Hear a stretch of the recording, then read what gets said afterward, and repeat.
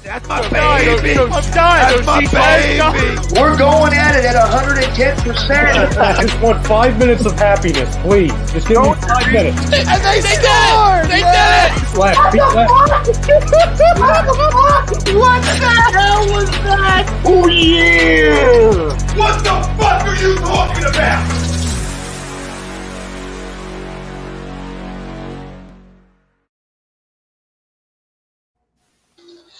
Welcome, ladies and gentlemen, to a brand new edition of the Hockey Happy Hour live on A2DRadio.com. I am Matt Sitsuti, along with the Darkwing Brian Daly. What up? And along with the Broken One, Rob Povia. I'm a loner Dottie rebel. And today we have a couple of very special guests on the show with us. But before we dive into that, just wanted to give you guys a quick rundown of our sponsors. One of them is that we all have family members that do struggle with addictions, also with some mental illness as well, which is why A2DRadio.com is proud to have as a sponsor the Counseling Center and Sunrise Detox. If you need any mental help or you need any kind of addiction therapy, you can give them a call at 856-651-8117. Tell them that Tom sent you. Don't wait. Addiction is a terrible thing. Make sure you take care of that as soon as you possibly can, especially if it's someone that you love or it's yourself. Get the help you need. Along with that as well, another big thing that we have going on is all campus right now. Unfortunately, there was a fire that did devastate Ocean City, and it did unfortunately affect all campus OC. Luckily, though, there is a way that we can help, and the way that we can help is through their GoFundMe, which is in the link at the bottom there. It did affect them. We do not know the extent of the devastation, but either way, though, if you can donate, it will be greatly appreciated. We would absolutely love the support for them. And that's allcampusoc.com, and you can check out their GoFundMe. All right, then. And we have our show sponsor, Body Check Wellness, which is a line of products that promotes balanced recovery using the full potential of hemp. And they come in extracts, blends, gummies, and topicals. And not only do we have that as the show sponsor, one of our special guests today is former Philadelphia Phantoms and Flyers enforcer and a Calder Cup winner with the Phantoms as well. None other than the man who runs Body Check Wellness, Mr. Riley Cote. How are you doing? Doing well. Thanks for having me, guys. Oh, it's awesome to have you on. You know, I mean, I just remember watching you on TV, just hoping that you would destroy someone. Nothing else for me to do. So what they had me in lineup for, right? Yeah. No, good to see you again, Riley. Definitely. Thanks for coming on. Thanks for having me. Nice to be back. And obviously, Body Check Wellness, you know, we do have a promo code going on them, A2D, 20% off. But since Riley is on with us, as a matter of fact, you can get 40% off tonight. So we are here to save you guys money. And Riley, what is Body Check all about, basically? You know, Body Check was originally designed to help people, you know, recover, you know, the recovery process. And that's, you know, calming inflammation, managing stress, anxiety, promoting a good night's rest, and just the overall wellness. And, we focus on minor cannabinoids like CBD, you know, premium hemp-derived CBD products.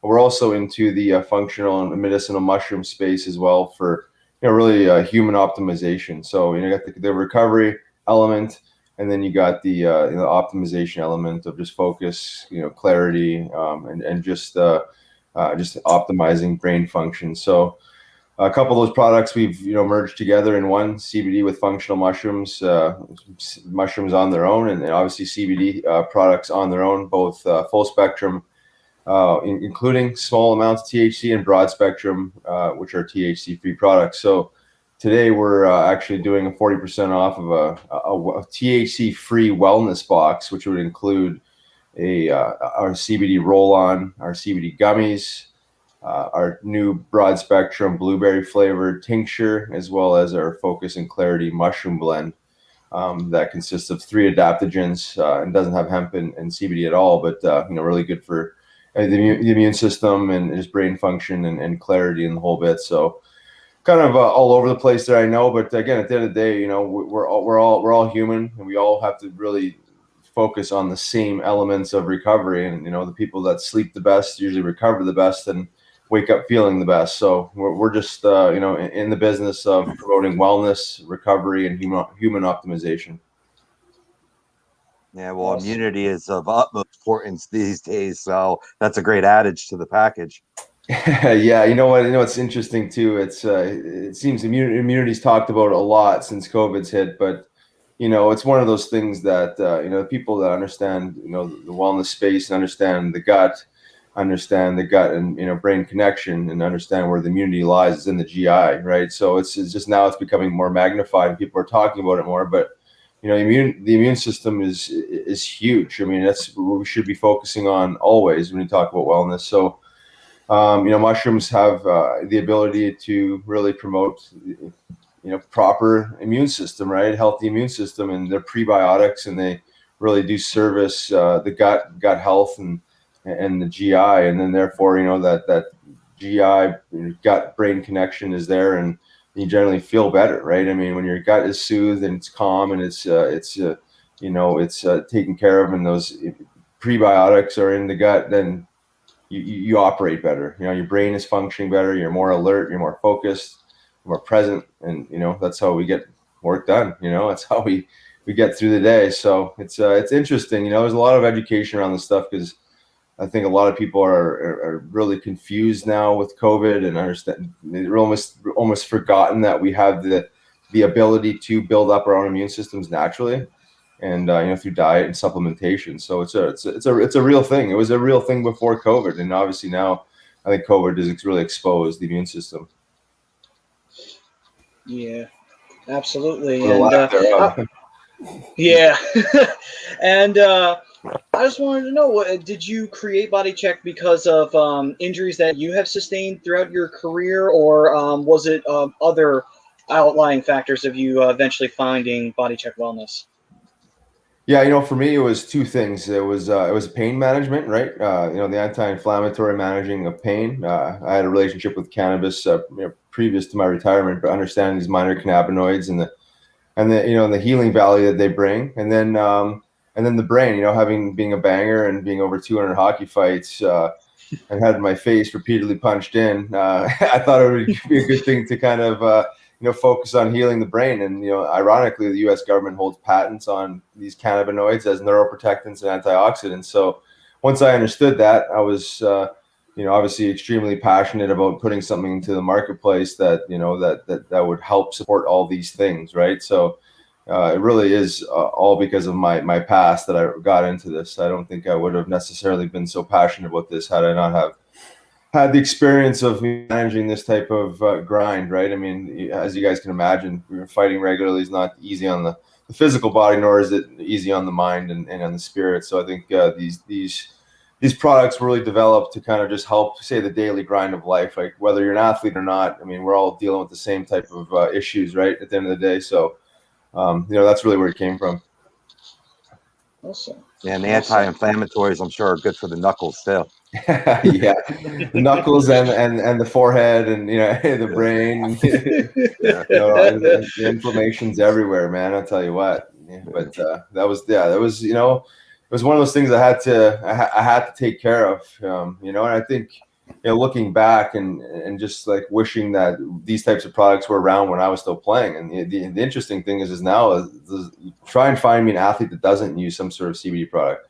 You know, it almost doesn't exist. So I think it's, at the end of the day, it's about harm reduction. I know you guys do some stuff with recovery there. I saw in one of your sponsors, but like, you know, it's trying to reduce that element of addiction, right? I mean, if you don't have these types of tools around, you lean on, you know, whether it's synthetic heroin and an opioid, or, you know, booze and whatnot that people seem to self-medicate with, and then it lands up, you know, running you down a dark path a lot of the time. So at the end of the day, it's about harm reduction and giving these guys an all natural tool to manage the grind of just general, you know, life, everyday life, and then, you know, performance anxiety and sports performance and sports recovery, right? I mean, it's another dimension of grinding your body into the ground. So it's just yeah, it's providing just proper tools to manage the grind and promote good night's rest and getting the body healing and regenerating, and then you waking up in the morning and then getting out for the next day in the right frame of mind. Awesome. Do you feel a big difference from the moment you retired to now after using all these kinds of products? Oh, definitely. Yeah. I mean, I'm in the best shape of my life, and I'm like 11 years out of retirement, I'm 30 pounds lighter, and I'm in, I would be more like like a light heavyweight, type of, body and physical form. But yeah, I feel better than ever, man. I tell you what, I haven't touched a pharmaceutical since I retired. My last 2 surgeries, I just used cannabis and CBD products, and that was, going back in 2010. Yeah, man, and just obviously this is integrated into a holistic lifestyle. I mean, I clean up my diet and my exercise behaviors and all that good stuff. But yeah, as far as like managing inflammation and managing stressors and promoting a good night's rest and just promoting that that really focused that focused and clear brain, yeah, I haven't felt better in my life, honestly. And again, it's these are tools that need to be integrated. It's not just like we can live this crazy hardcore life and then we're just going to sprinkle in some CBD and everything's going to be perfect, right? So I don't want to sound like I'm selling some sort of cure-all here, but obviously they are amazing tools. These cannabinoids. We're getting into other minor cannabinoids like CBN, which is really a real true sleep cannabinoid paired with CBD. Not that CBD it couldn't do the job on its own, but really the science is now kind of really bringing these other minor cannabinoids to the light, and people are understanding what they're doing for different conditions. So I think this process is kind of never ending. We haven't even scratched the surface of really what we can do with this plant and how we can kind of tailor it towards certain ailments and conditions. But yeah, man, this is all about just staying young and feeling good, right? I mean, as you guys know, as we get older, right? I mean, it's harder to recover, right? And you have kids, and you're trying to keep up with the kids, and you're trying to stay present, all these things, and we have to be working with the right tools, because I think as soon as we kind of get off the beaten path, we seem to maybe lean on our old behaviors, and they generally are they say negative ones, right? I mean, especially when I go back and look at some of my bad habits back in the day, just kind of staying away from some of those things and focusing on just waking up in the morning and feeling good. Oh, absolutely. I mean, awesome stuff there, and it's awesome to have you as a sponsor, and it's awesome to see, that there's products out there for people to use that can help them, get their body in order and be able to recover properly, and, just be able to live a much better, healthier life, really, at the end of the day, So it's awesome. It's awesome to have you a part of this. It really is.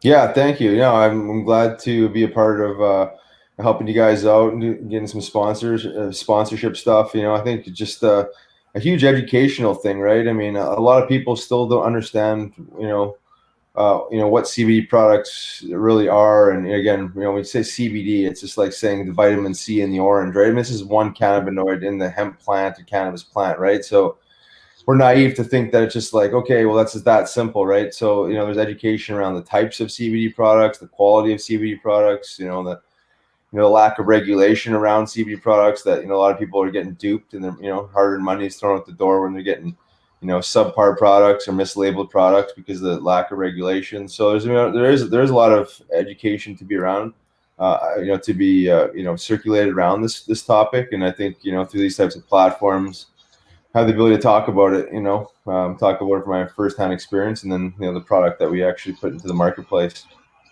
Yeah, I had a long conversation with Tommy the other day. He was telling me about a couple of products that he's been using. He was roaring about the focus and clarity. I definitely got to try that, because I have 50 million things coming at me during work and working in the sporting field. There's always things popping. So definitely a product that I'm interested in trying.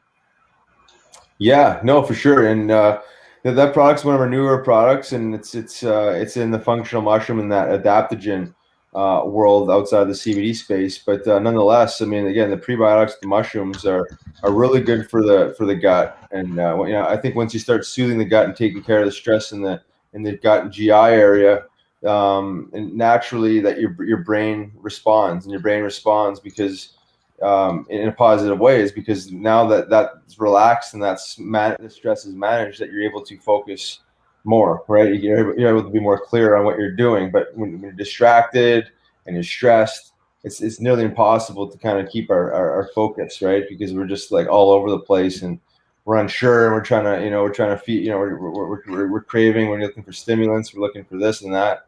I think as soon as we're relaxed, and these adaptogens work with stress response. So when we're relaxed, that's the key is relaxation, right? And I'm not just saying like relaxation, like in the sense of laying on a hammock, in paradise somewhere, but we can learn how to relax in the moment, right? Learn how to relax around the house without having to go on vacation to relax. And I think once we learn how to relax, that's when we really optimize our brain, because now we're able to really focus and be clear and be present and do all the things that we want to do. Just we're not this scrambled, Yeah, no doubt about it. Sort of on that same tangent on a different angle, though. I'll just be fully honest. I battle anxiety and depression every day. And I know a lot of people are out there, and I choose to use the platform to speak up about it. That it's not something to be embarrassed about. It's something that you need to go out and seek help for. So what I wanted to ask you is that for those that suffer through anxiety and depression, are there any products that Body Check Wellness offers that would help squash that nervous energy or even limit potential panic attack? Well, I think all the hemp-derived CBD products seem to help calm the nervous system. I think when you help calm the nervous system, it seems to help with these different types of anxieties and daily stressors, right? The whole idea as a human being is really trying to navigate stressors, right? I mean, everyone knows stress kills, and stress manifests itself into many different forms. So the idea is to get ahead of the stress. We're not going to sit here and say, well, this is going to remove stress out of our life. I think it just helps us manage stress, right?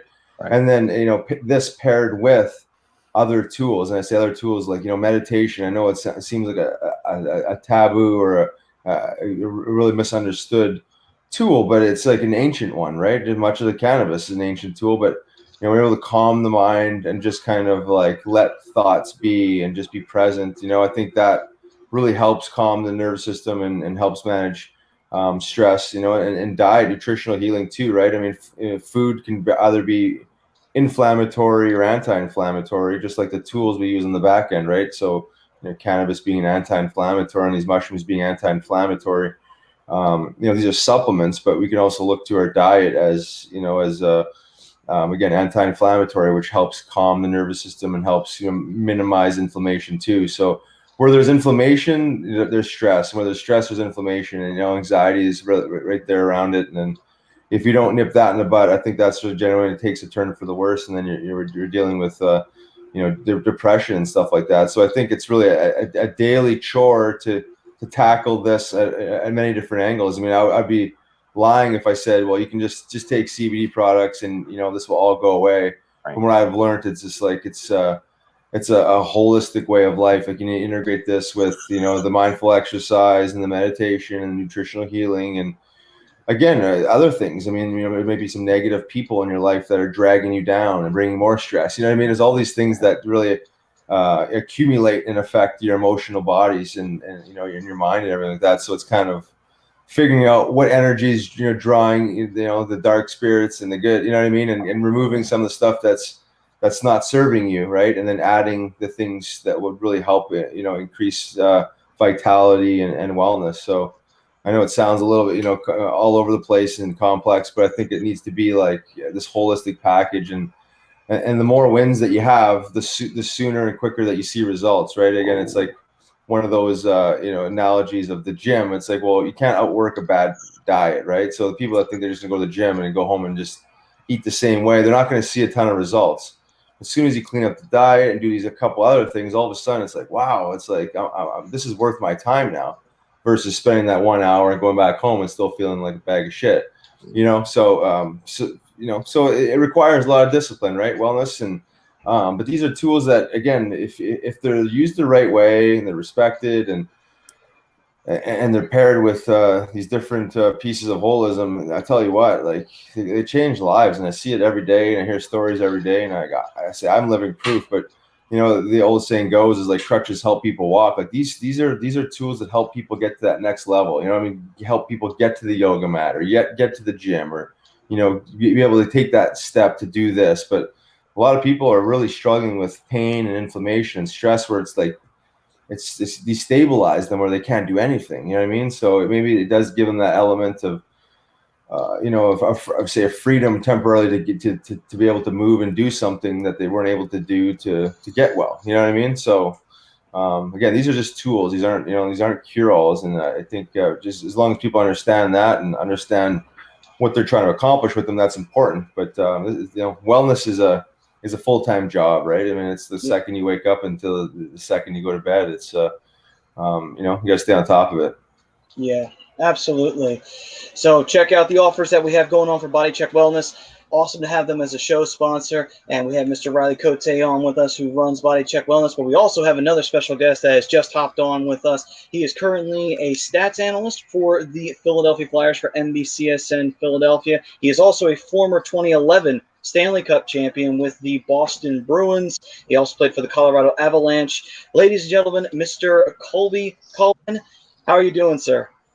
Oh, hey, guys. Yeah, good to be here. I was actually just sitting there enjoying listening to Riley talk about some of this stuff, because I can tell you more guys are involved in it and doing it than people know. And I think Riley's been a pioneer on this stuff, and I give him a lot of credit for pretty much being the first guy to come out and talk about this stuff, because players have been looking for different ways to cope with some of the things Riley's talking about for years. And guys, basically have been in uncharted territories without like a good leader and really a program or anyone to really direct them. So, I'm a big fan of everything that Riley's doing. I'm a big believer in what he's doing. I don't understand the technical side of it as well as he does, obviously, but him and I have had conversations just about some of the different things that were put in front of us as players, and some of the different things they would, offer you for sleeping and pain and this and that. And, for me, I mean, my career was pretty short, especially my pro career was, you pretty much blink and you could miss it. So I think that had I had, some of the information, especially dealing with a lot of the different injuries that I dealt with and some of the different surgeries, I mean, I think it would have helped me immensely at that time. And unfortunately, I really didn't know much about it. So I was happy I jumped onto the podcast at the time I did, because I got to hear a pretty good, explanation of some of the different things that I know Riley is a big believer in. So.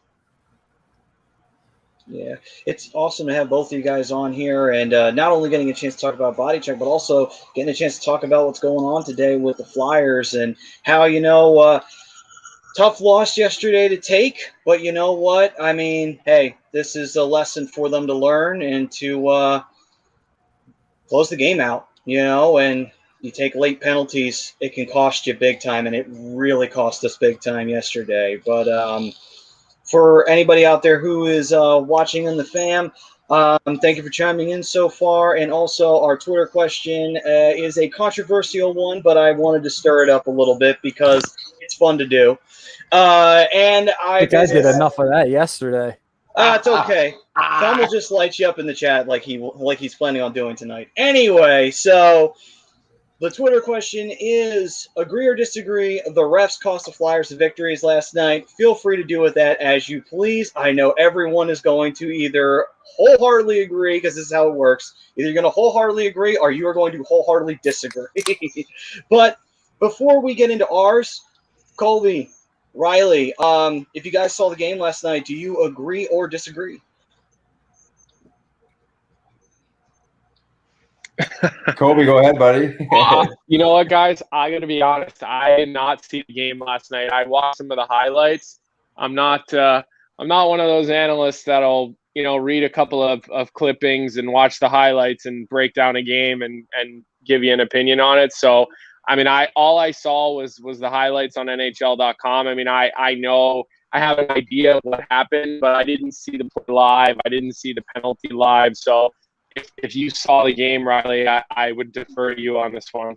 Well, I've seen bits and pieces of the game, so I'm not the best guy to ask either. But I do know, one thing from just playing and coaching is that you can never blame the loss on a ref. It's just one of those things. It's like you have to look yourself in the mirror of whether you agree with the call or not. You just have to find ways to not put yourselves in situations to even have the ref call a penalty in a situation like that. And, you blow a 2-goal lead. I mean, it's like, I don't know. I don't know if you can ever blame the refs. I mean, yeah, you disagree with them and you get frustrated with them. But, I remember just being, just listening to other coaches and it's easy to blame the ref, right? I mean, yeah, and I think it's just we just got to find a way to win. We just got to find a way to win, not to find a way to lose. So I think that is just the kind of the philosophy across the board. Unless it's a blatant the goal you crossed the line and then it actually didn't, or one of those types of blowing the game. But the other thing.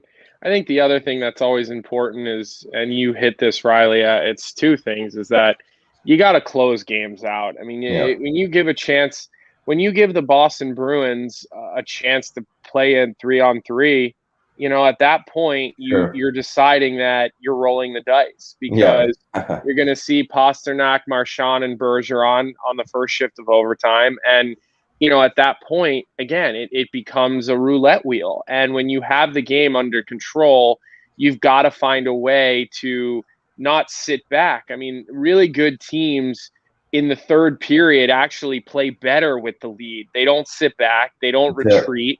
They play good, smart hockey.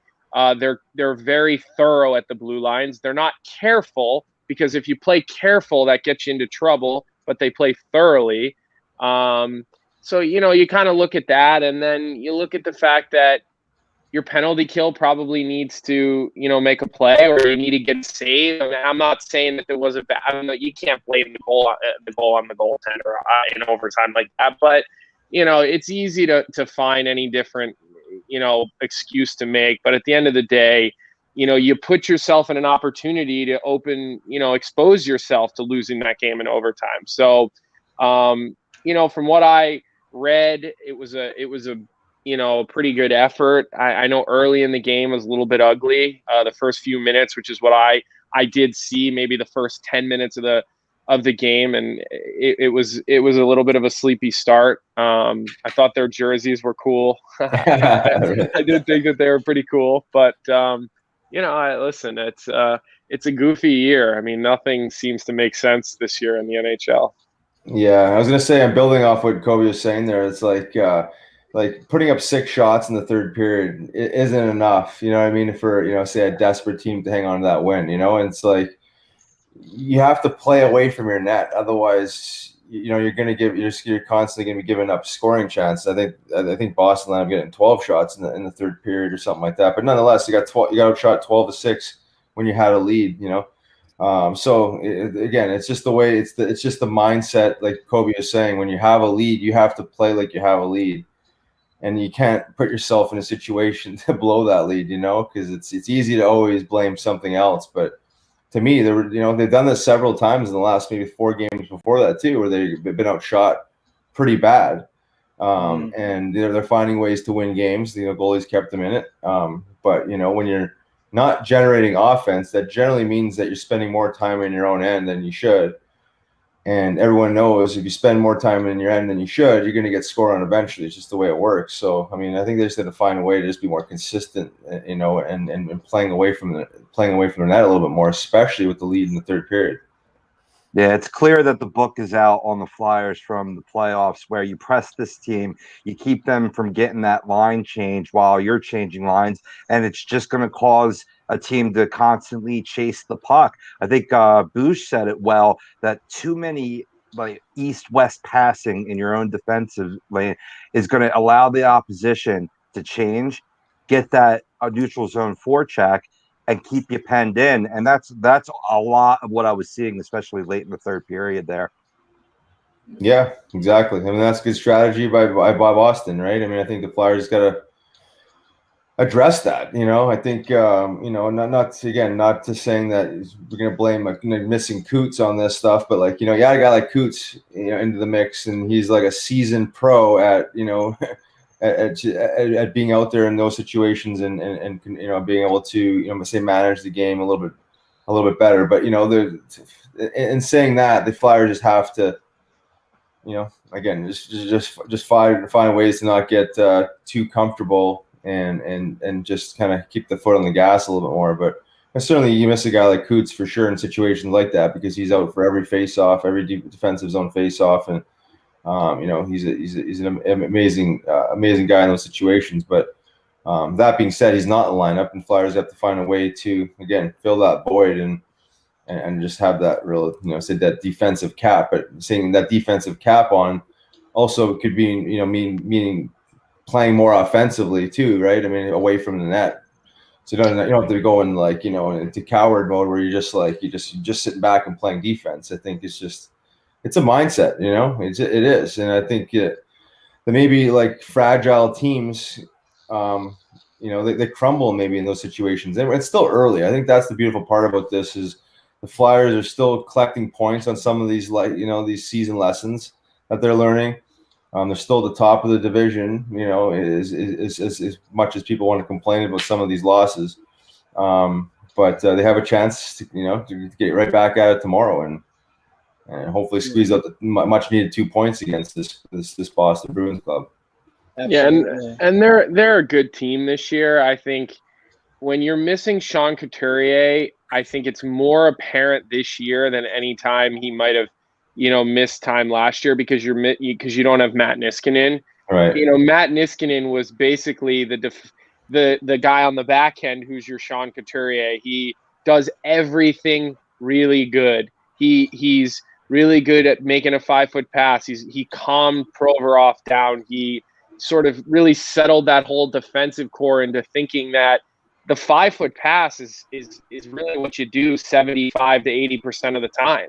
And what you see right now with the defensive group, I think at times they get a little loose with the puck, and then it throws things off a little offensively. I mean, I counted 5 or 6 turnovers early in that game that were, the defense was either didn't get back on the puck quick enough. And look, I was a defenseman, and Riley was a forward, so he'll tell you, like, if the D don't get back on the puck and make that first clean pass, it just really throws things off. And I honestly, like I said it last year on television until I was blue in the face.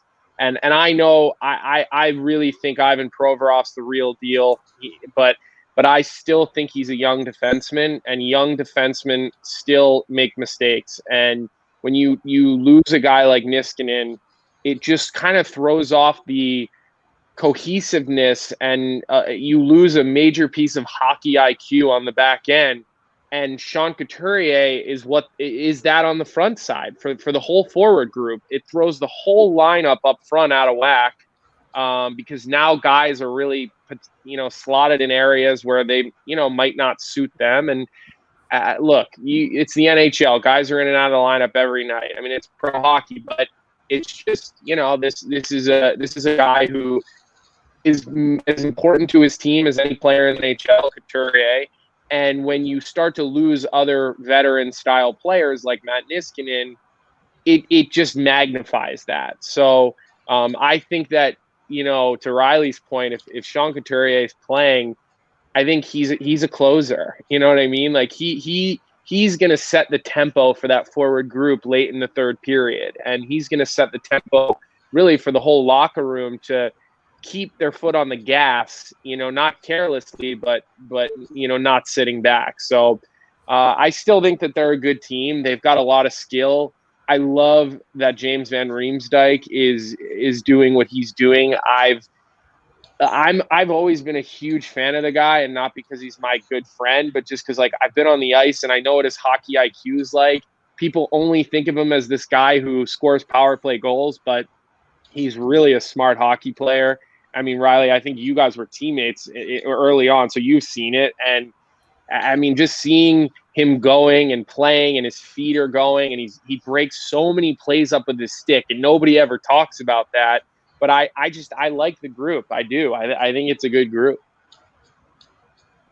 No, 100%. I think one of the major things that's missing right now for the Flyers is, a real shutdown defenseman. I mean, that's something they're lacking. They don't have a guy that's gonna, stand a guy up in front of the net and shove him out of the way so Hart gets a clear view of the puck. A guy who's gonna get down in the corners and bury somebody because he's just in the wrong spot. I think a lot of those type of defensemen tend to be a little bit more closers as well, and they help with that because, not only you're wearing them down, you're not just necessarily like putting the body on, but you're wearing these guys down to the point where they're just going to be tired coming the end of the game. It's just, I feel like it makes it easier having a shutdown defenseman. Yeah, I agree. Yeah, and I think that was, what Colby was saying with missing Niskanen. I know maybe he's not exactly like the total absolute shutdown guy you're talking about, but he does he did everything well. He just, he just logs true, honest, consistent minutes. And knows his limitations and whatnot. I think having a guy that's composed like that, you certainly miss it, and it's pretty obvious. But I do agree with you. Yeah, I mean, having a guy like that. I mean, I don't know how many minutes Proby's logging, but it's got to be 30 minutes or so a night. And not saying that he can't play those minutes, but he is a high end. He is amazing defenseman all around, but maybe a little bit, again, adding that extra support cast, that extra support for him would be maybe something the Flyers look for. I mean, they probably are too. I mean, who knows what they're doing on the back end there. I know Ghost, I don't know what their feelings are on Ghost. He comes in, they win 4 games there, and then I know on that first goal last night, I mean, it's like one of those things. Yeah, Pasternak makes a nice move around him, but 12 seconds in the game. I mean, I think you got to play that better. You know what I mean? You know what I mean? So there's some holes in his game if he's not lighting up fully offensively. There's holes defensively there that over 56 games this year, but over the course of a season. You end up, allowing goals that maybe you shouldn't have. So I do agree with that. There could be an added body there on the back end that could, help beef up that whole team. I thought that they might put a claim in on Braden Coburn. Yeah, I watched him play last year in Tampa Bay, and I watched how he came in and out of the lineup. I watched Tampa Bay a lot last year because I had a rooting interest with a friend on that team. So I just really would see them night in and night out, especially the defense. Right. And I thought, look, is he Braden Coburn? I mean, look, he's probably still in better shape than any other player in the league, whatever his age is. But is he going to give you the same thing he gave you 10 years ago? No, but he's a guy who he's not going to give you anything for free. I think, Riley, you didn't necessarily say this exactly, but what I think part of what you were getting at is with that group and Provy, which, with Niskanen, he's never going to give you anything, Matt Niskanen. He's going to make you earn everything. Right. And at times with a young defenseman, and I did it all the time. I made all these dumbass mistakes, whether I was in the American League or whatever. And you make a play as a younger defenseman because it's enticing. It's like you're like, oh yeah, and then it gets picked off, or you try to flip it and it gets gloved. Because at the NHL level, every guy can knock the puck out of the air. Even though it looks like it's there, it's not.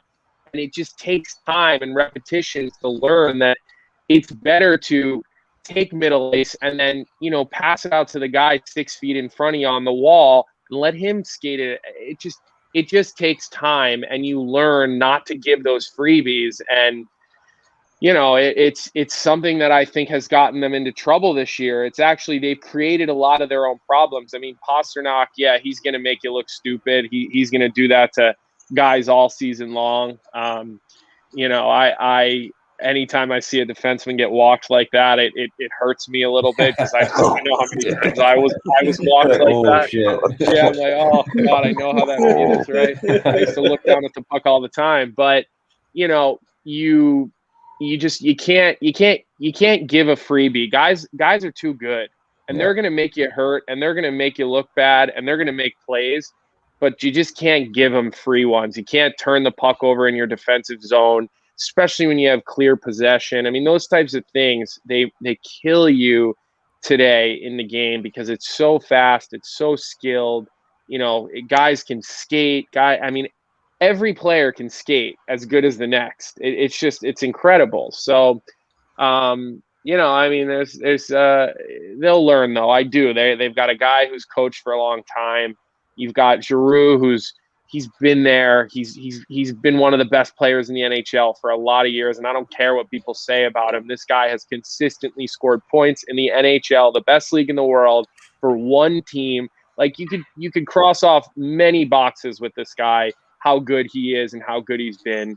It's easy to point fingers at him and blame him for there's not been a cup and this and that, but I don't buy into any of that rhetoric. And so I think with some of these guys that are veterans, like I think with the skill they have and some of the mixture of young and old on this team, that I think if they add that piece Riley was talking about, I think they're a team that's right in the mix. Now, I have a question for both of you guys, actually. But before that, one thing that was kind of funny last night when I was looking up stuff from both you, Colby and Riley. Ironically enough, when I looked you up, Riley, one of the first videos that came up was you fighting Matt Niskanen. So that was actually kind of funny. Fighting him or elbowing him? It was one of them, but it was hilarious. I was like, that is hilarious. And then I didn't realize Niskanen had that big of balls. Wow. Yeah, I never fought Niski. I landed up getting a 3-game suspension for elbowing him, though. Oh, that's what it was. Okay. Yeah, yeah. I do remember that because John Stephen wasn't very happy with me when I did that. But yeah, I mean, it wasn't intentional. It was just me we were down, and I was just trying to get something going and just cross that line. But yeah, I just thought that was hilarious when I saw that. Like, that's just hilarious. But but the question that I wanted to ask both of you guys, with a young defenseman, obviously learning the game and everything like that. Yeah, you have a veteran coach and such like that. But obviously having that veteran D-man, do you feel like that makes a younger defensive core like the Flyers have? Do you think that kind of just anchors them and says it's okay, everything's all right, we still got a lead, everything's fine? You know, it's just like, yeah, they scored, okay, whatever, we're still in this game. You know, like, do you feel like that immediately just anchors them and calms them down, or do you think that makes them want to play up to the level that the veteran defenseman, you know, on the team has had for a while? Well, I think it just adds composure back there, right? I mean, I think the worst thing you can do when, you know, shit hits the fan or there's a bad bounce or whatnot is to just kind of lose your shit and then kind of, you know, become unraveled, right? I think, again, like going back to Niski and these types of guys, is that they add that element of just like, you know, calmness back there. You know what I mean? There's no panic. There's just like this way of just putting a period at the end of every shift and just going back out there. So young guys see that, right? Young guys have the, you know, and we're all young guys at one point. It's just like you get in there and then it's like, mile a minute and this and that, and you're frustrated and all this other stuff. But, you know, I've had a few defensemen that I can remember, you know, going back through my time playing, whether it was in the NHL or the American League or any other league.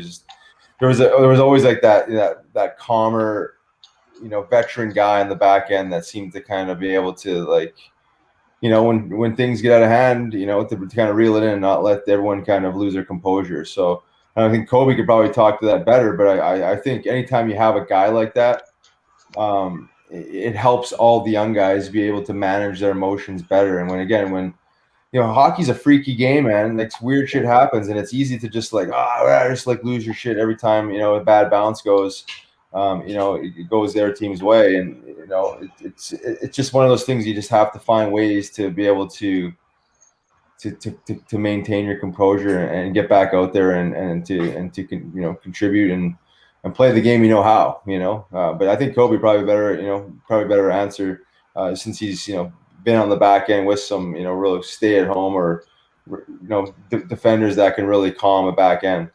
Yeah, I mean, my first training camp, like from day one through the beginning of the season, I was paired up with John Michael Lyles, who had been in the league for quite a while, and unreal guy. Like, put my stall next to him. You know, it was like a planned thing. I mean, the organization knew what they were doing. Like, I was a, one of their higher draft picks. My friend Kevin Shattenkirk was another high draft pick of theirs. They put him.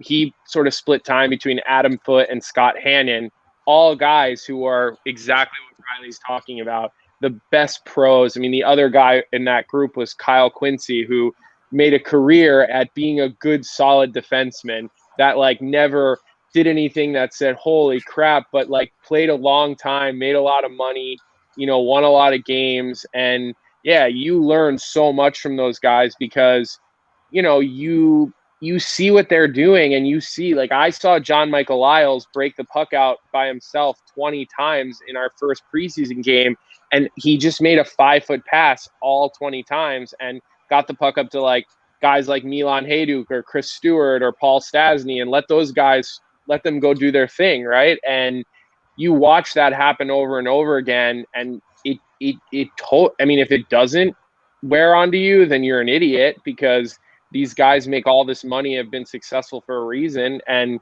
I come out of college where I used to make the high risk play 7 out of 10 times, and you can get away with it. But then you get to that level, and no matter who you're going against, first or fourth line, that shit doesn't work. So you see John Michael Lyles do it shift in and shift out. Like, he was Matt Niskanen for me. And my best hockey I ever played professionally was when I was partnered with him. And it's not a coincidence. I mean, he was so good, and he just made everything feel okay on the ice. As weird as that sounds, you just knew, like, we were okay. Like, we had his feet, like, I knew he was always open. He was always in the right position.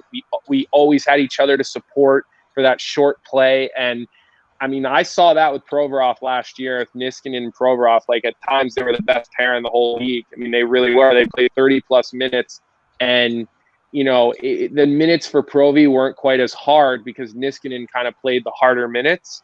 And, I think there's definitely something to be said for that. I think that, I think the Flyers wanted to address it this summer. I don't think the right guy was out there. I don't think the free agent defensemen that were out there were really the right fit.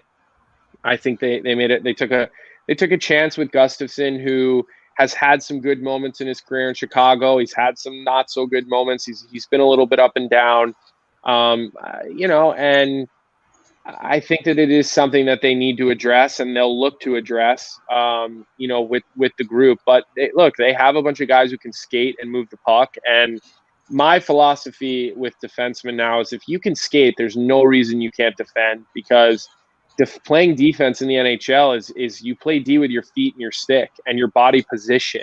You don't have to crush guys anymore. I mean, look, it helps to have that big physical presence that can wear other teams' forwards out. But, I look at a guy like Shane, and I think that there's no reason he can't be a good defender with his feet and with his stick. There isn't. And same thing goes with Sanheim, and same thing goes with, Gustafsson. I mean, there's just no reason why. And I would have killed to have feet like some of those guys I just mentioned. You know what I mean? Like, those guys can really skate, and they can. And there's no reason why their stick and their feet aren't what they used to defend. So it'll be something we'll watch, and I bet we'll complain about all year, and Twitter will go crazy, and who's in the lineup and who's not in the lineup. But that's part of what we do, right? Right. Well, I mean, look at a quick example. We saw Nate Prosser get in a game earlier this season. It's only been 11 games, but 34-year-old veteran presence. That was the calmest I saw this Flyers defense core play, with composure, and just having a guy that's been there and done that. You can be a character guy on your blue line with your younger pups. It pays dividends. Absolutely. Yeah. And piggyback off of what Rob, you just said, and a little more about what Riley was saying, you missed that veteran presence back there, and you saw it last night, especially on the penalty kill. They gave up 3 power play goals last night. One of which I thought was a little unfortunate, which is kind of where I thought the Flyers had the game stolen from them instead of, everybody using the term collapse. It was an unfortunate deflection right to Pasta, and Pasta was there with an open net. Can't really do much about that. I mean, but at that point, I should say, really after the first power play goal from Pasta, you need that veteran presence back there to calm those guys down. Because after that, the defense didn't really look the same, especially later into the third period. Before that goal even happened, you saw some good things in the penalty kill, and they had gotten really close to killing the penalty with 15 seconds to go before the last goal. But that's like I said, piggybacking off, like that important voice back there, they just don't have it, and you're seeing the importance of it. Yep, Yeah. I agree. Yeah, and it's a tough loss to take, but every loss is a learning experience for a young team. And that's the beauty of the Flyers right now, is that they're so young. They're at that stage where you can make mistakes, but you have time to make up for it. Whereas if you're an older team and you've been around the league for a little while, it's like, okay, come on, guys, you know better than that. You kind of get that vibe of it. But anything can happen in hockey. It's so quick. It's so fast-paced. 1 second you're in the league. 1 second you're tied. 1 second you're down. Anything can happen within that 20 minutes. But the two penalties in question, that people were, blaming the refs on, which I agree with you, Riley. You never blame the refs. Refs put you in a situation. Your good play gets you out of the situation. And Kevin Hayes took a questionable hook and call, got the stick in the midsection. They're going to call that, even if it's in there or not. Scott Lawton was surprising. 7 seconds left. Guy's body impeded the progress, got called for interference since the puck was a good 10 feet away from the Bruins forward there. And he didn't make very much contact. I could see why people would have a problem with the refs calling that, because it's 7 seconds. Put your whistle in the pocket there. Right. But you can't make that mistake. Don't even be in that area as a more veteran guy on this team.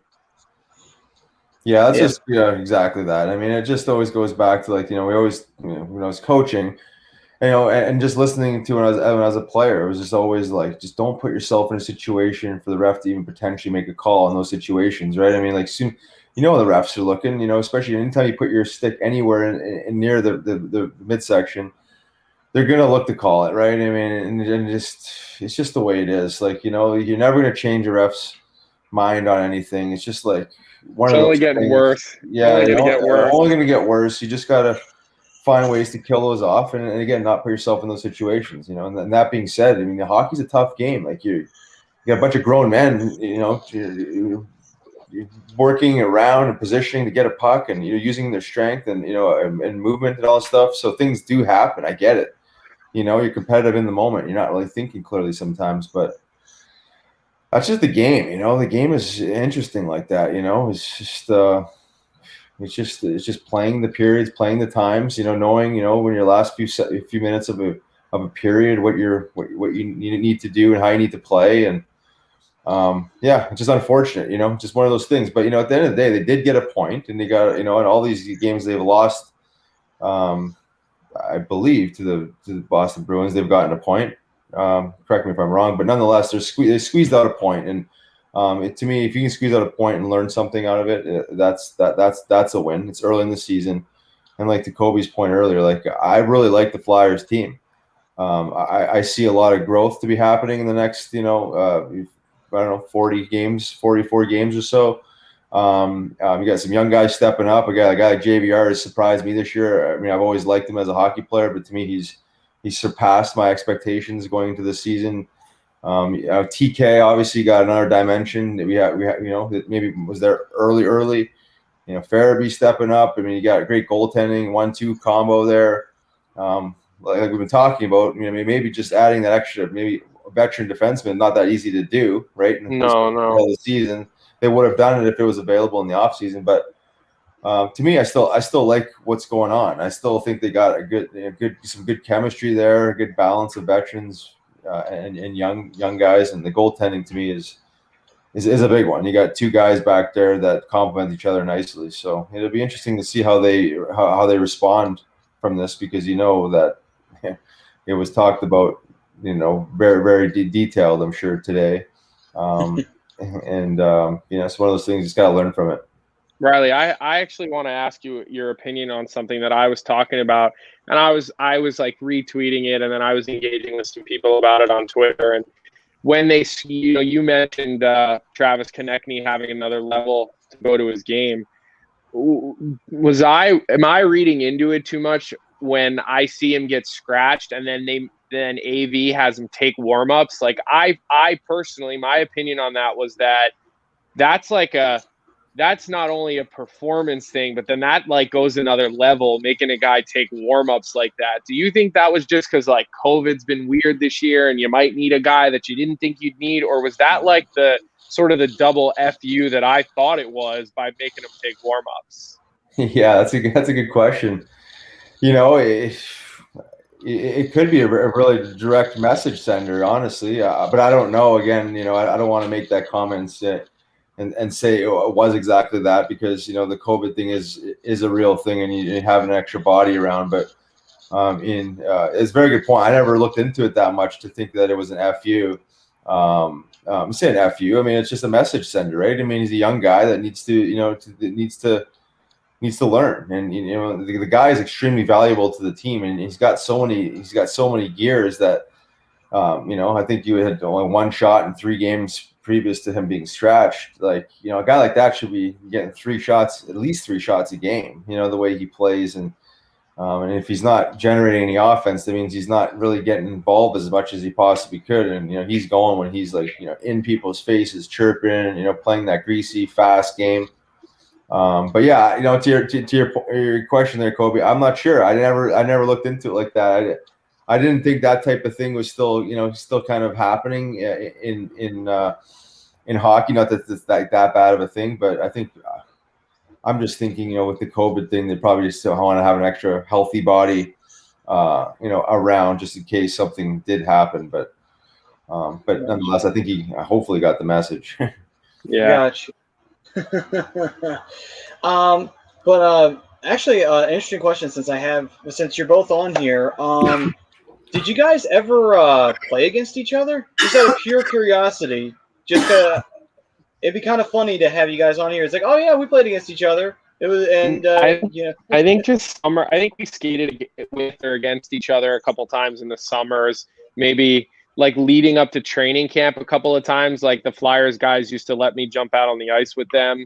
Right? Yeah, I think that was yeah, I think we were on the ice a handful of times when checking for charity. Maybe. Yeah, when I was like just kind of coming in. Riley was already pretty established, so more than pretty established. He was a full-on NHLer. I was a draft pick or still at BU maybe or something or other. So yeah, we've been on the ice a couple of times, but I think Riley had longer hair at the time, so yeah, a little different. So. But yeah. Well, 30 pounds heavier too. You were not a guy I would have wanted to run into out there. I would have been looking over my shoulder, thinking, "Oh, all right, next pair, let's go." Oh, that's funny. Quick question for you guys too is since we've had a lot of crazy stuff going on in the season, obviously with the 56 game shortened season, but what did you feel about the Dubois situation and possibly Laine having problems in Winnipeg, and now with the whole Tony DeAngelo thing? What do you think about with these young guys, either wanting to get out of the situation that they're in on a team, or doing things like making burner accounts on Twitter and causing problems on social media? I don't buy into that one bit. I know Tony DeAngelo really well, and I wouldn't believe any blog that says he made a Twitter account to argue with people. That's just people looking for something to stir up. So okay. I wouldn't drink the Kool-Aid on that kind of stuff. Like I know that he's had a rough patch in New York, and it's unfortunate, but I mean, you look at what's come out. Oh, he took the puck from Keandre Miller. Yeah, I know that was. Yes. I mean, come on, like that's embarrassing. That's disrespectful to Keandre Miller. this is a guy who got into it with a teammate after a game. He said something to him because he didn't like the goal, which you never should do. You don't call your goaltender out like that. You don't put him on the spot. He's had some issues, but the only thing I will tell you, and look, people hate him because of his political beliefs, and he's been very loud and vocal about it, which is his right. Whether we agree or I agree with that, to me, it's not really none of my business. But if you ask well-liked players in the NHL, including Kevin Hayes, Kevin Shattenkirk, I mean, you could any of the guys in New York. I mean, he's a very well-liked player by his teammates. So he's unfortunately had a lot of issues with his coaches, which have led to what is happening right now. And but I can just tell you, like, he is not a problem from teammate to teammate. You talk about Alexander Georgiev. His teammates talk about how he might be the laziest player that any of them have ever played with in hockey. So when you see him let up a soft goal like that, and he's been lazy in practice the last 3 days, it's probably frustrating. I'm not saying it's right to give him a hard time, but I wouldn't buy into all the nonsense with burner Twitter accounts and stealing the puck from Keandre Miller. Like, people are looking to get clicks on their blogs when they write stuff like that because there's no truth, there's no facts to it. I don't like to see any player suffer through difficult times, whether it's Dubois and Tortorella, whether it's Laine and Winnipeg. Like, I'm a player's player. Like, I want to see guys do well. I like seeing guys get second chances. I am very disappointed in the way things went for Tony DeAngelo, and I do think that he probably needs some positive influences around him. He probably just needs to take a little bit of a deep breath, take a step back, reevaluate. I think he's taken the stance very defensively and politically, which I don't think is a smart decision to make this day and age because, the cancel culture that we live in, whether it's right side, whether it's the left side, it really doesn't matter.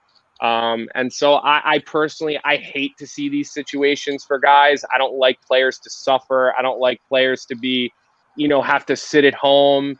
Like, I don't like seeing any of that. So I am glad that, all of these other players you mentioned, Dubois, whatever his issue was with Tortorella, he now gets a new chance to go somewhere else. And I hope it works out for him there.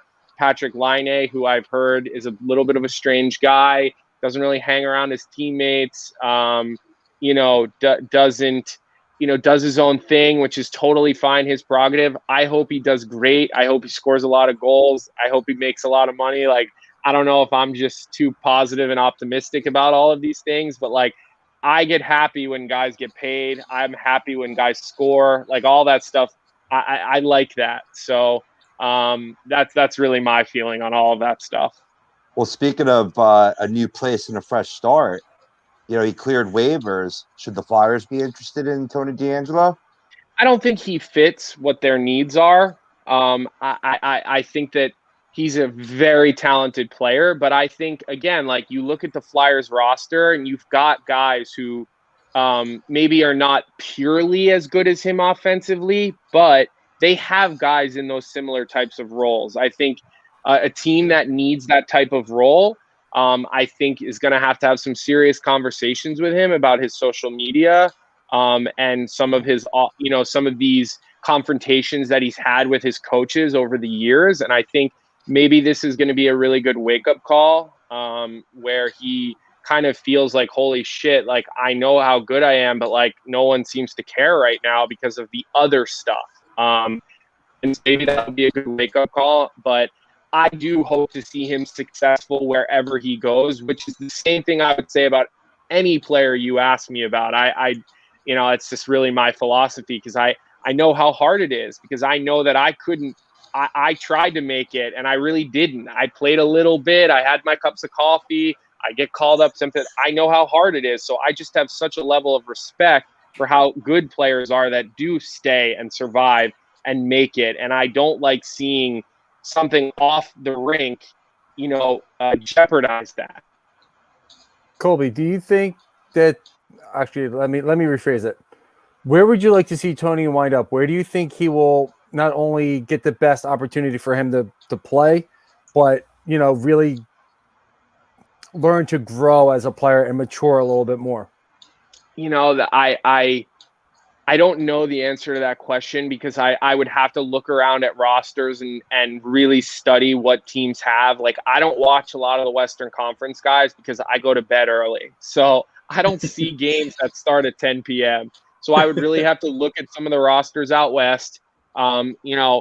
I think the Devils have a little bit of a need. I don't know if being in that market is a good thing, is not a good thing. I have no idea if they want him.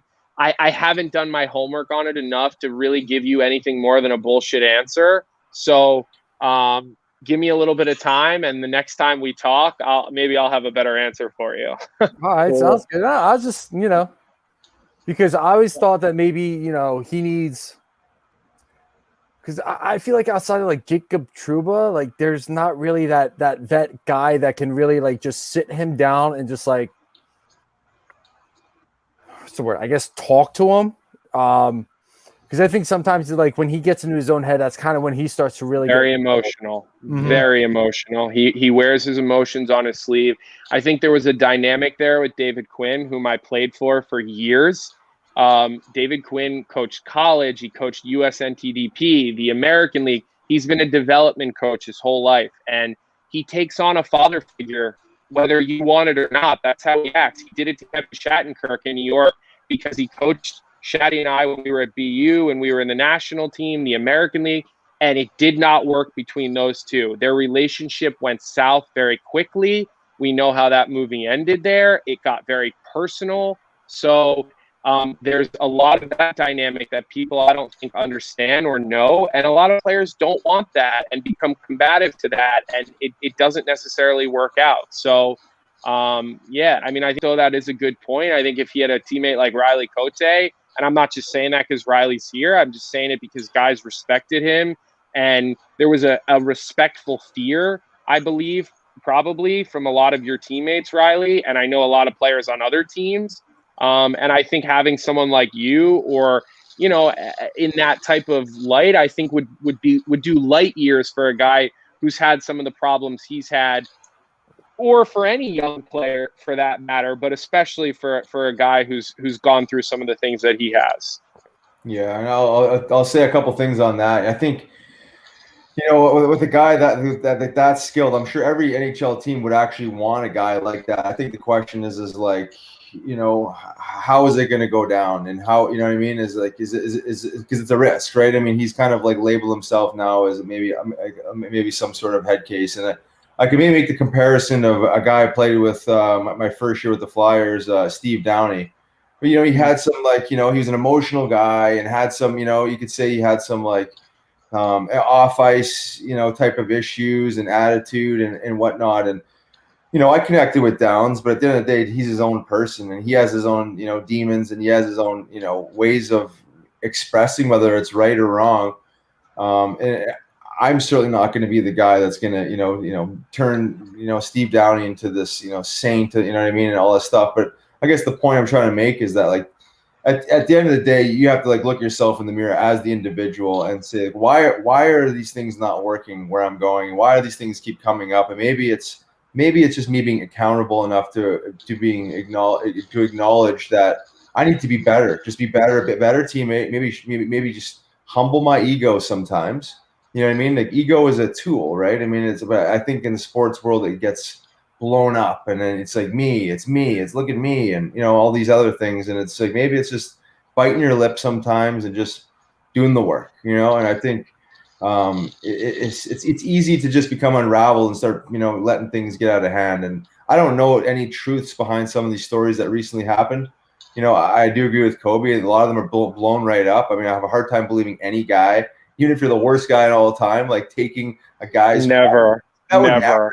Never. Like, that's like just totally blown embarrassing. Up. Yeah, and some of these things, but in saying that, I don't know Tony, but I've heard his name, come up over the years, and a lot of times there was, some questionable things associated with it as far as character stuff, and I think Whether it's true or not, I don't know. But I mean, I think for a guy like that, he just needs to work on himself. You know, if you work on yourself and you're showing whoever team lands up signing or trading for you that you're trying to be a better teammate, you're trying to be better, a more coachable guy.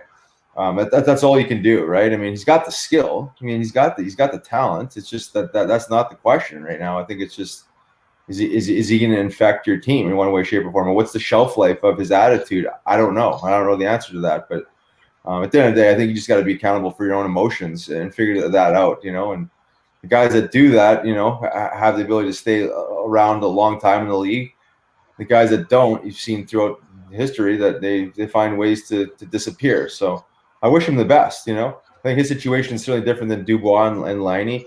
You know, where maybe the shelf life of the coach. You know, sometimes guys just need a fresh start. Go somewhere else, have a fresh start, have a different voice, and have a clean slate. So.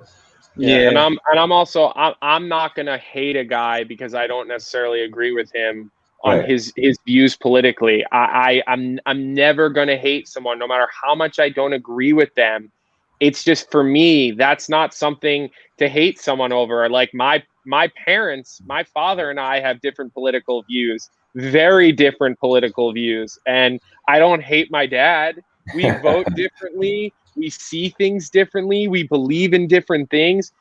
But he's my dad, and I still love the guy. I don't think he's a bad guy, even though I grossly disagree with a lot of his opinions and things he believes in. So, you know, I don't subscribe to that stuff when it comes to Tony. And, you know, I don't actually think that the Rangers do it all. I really don't. I don't think what he's done on social media or I don't think it had anything to do with it. I think they decided they could no longer deal with the headache. He got scratched early in the season, and his attitude went very downhill, and it became distracting. And like Riley said, ego. And I think at this point, when you package all that stuff together, they said, you know what, it's best for us to move on.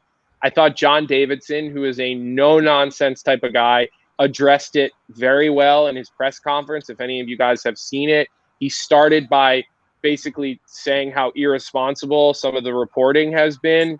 And I was really impressed with how he handled that, because it's a really tough conversation. I didn't necessarily think Jeff Gorton handled it anywhere near as well as John Davidson did. But and again, I know the dynamic, the personal dynamic between the player and the coach, because I played for the coach. I'm still very close with the coach.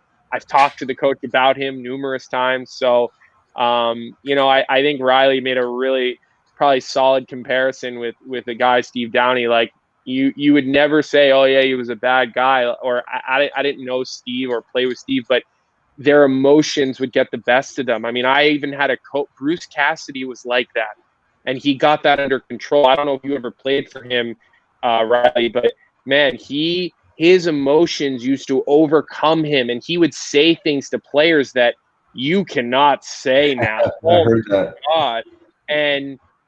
But it wasn't because he was a bad guy. Like, even I had an issue with one time with him where he said some things that he should have never said, but I didn't take it like in this, like, he's a terrible guy. He was so emotionally charged up. He lost it. He really did. Like, he couldn't control himself.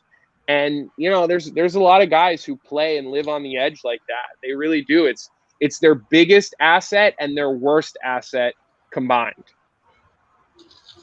Yep. I can agree with you more.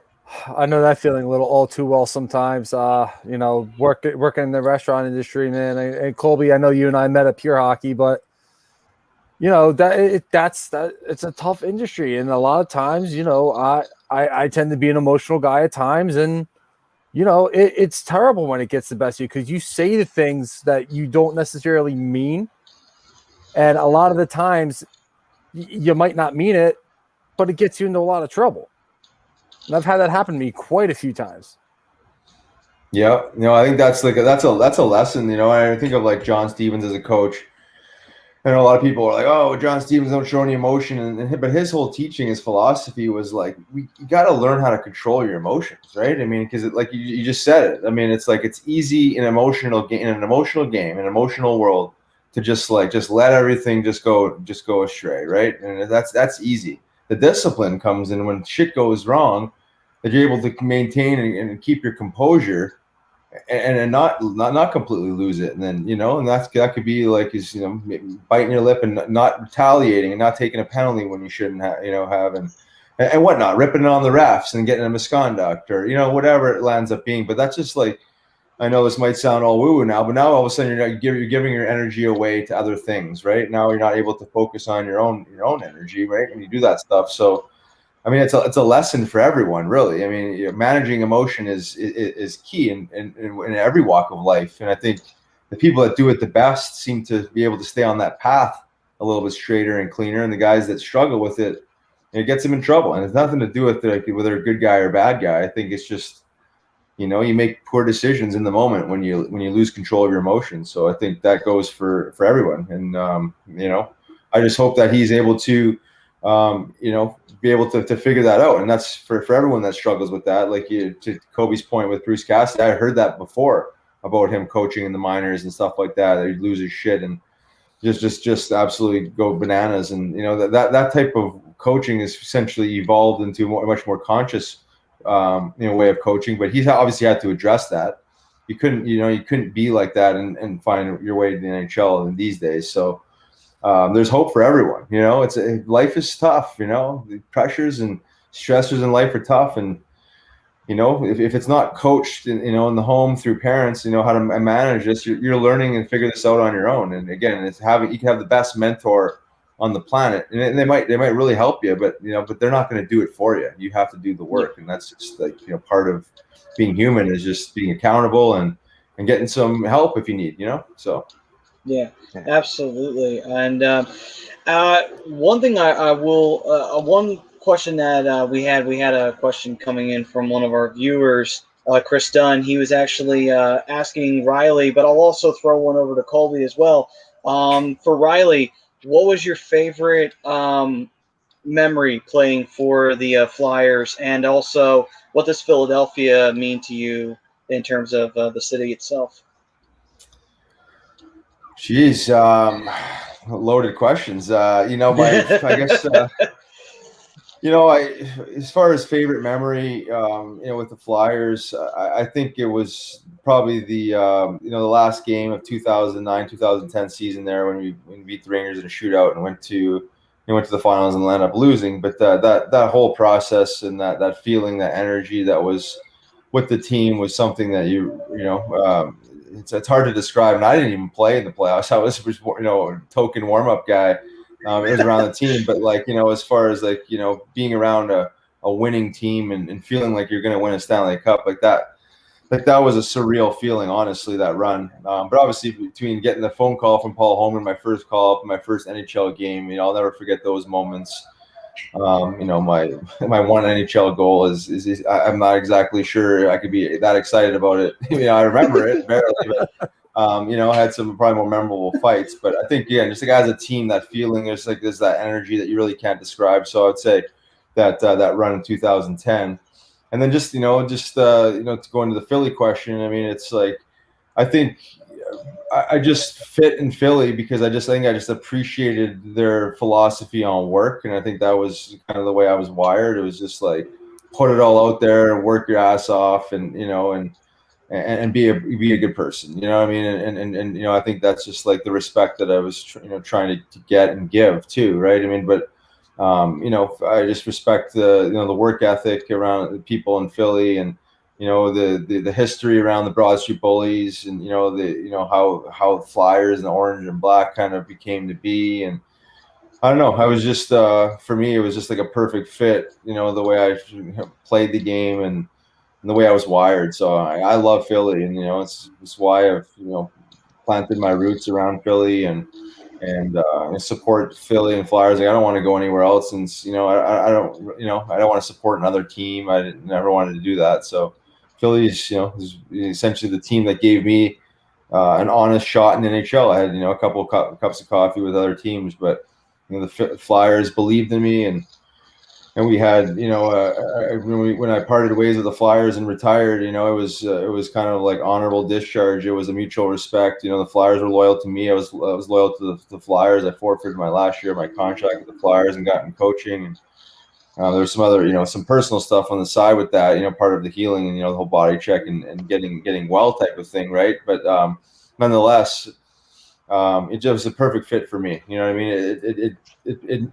It served everything it needed to for me personally, as a person, but also as a hockey player. I think, obviously go back and be, wow, I could have done a million things better. I could have done this better. I could have done that better, but I think it was, for me personally, it was just like a great opportunity to come into the Phantoms, win a Calder Cup, and, kind of like build my identity in the minors, and still in the old Spectrum there, and, really connect to the city. And, it was awesome. Like the whole run was amazing. Well, and I remember I would have been a junior in college that year that you guys made that run to the Cup Finals, Riley, and I was actually there at the game when Chicago won. Unfortunately, I was pulling for the orange and black at that point still, and I remember Reamer telling me at his rookie, because that would have been Reamer's rookie year. Riley was one of the first guys to be nice to him because he's a little bit of a nerd. So I always heard really good things about him, about Riley before I ever got a chance to meet him or anything in the summers from Reamer, just telling me he was one of the guys who kind of waved a white flag to him early on and gave him a chance to be one of the boys, because especially when you're coming out of college, you're this tall, lanky, goofy dude that Reamer was, with so much skill and so much promise, being the number 2 overall pick. So, I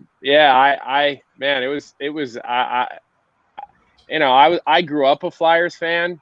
When I was a kid, I used to literally sit in my notebook in like 3rd, 4th, 5th grade and just write the roster and the lines. And I used to go to Roger Nielsen's hockey camp when I was a kid. So I think for me, the most devastating part of the NHL draft was when the Flyers skipped me at 23. That was literally, because I was ranked right in that area. And like, it was seriously, after the first night, I cried. I did. I was in tears, and I was so devastated. And it wasn't just that I fell out the first round. It was that the Flyers had the 23rd pick, and we had so many conversations with them. And, my cousin the year before had been drafted by the Eagles, and it was like kind of this like perfect storm moment. And when that was seriously, it was devastating. I mean, absolutely devastating. And, I never did get a chance to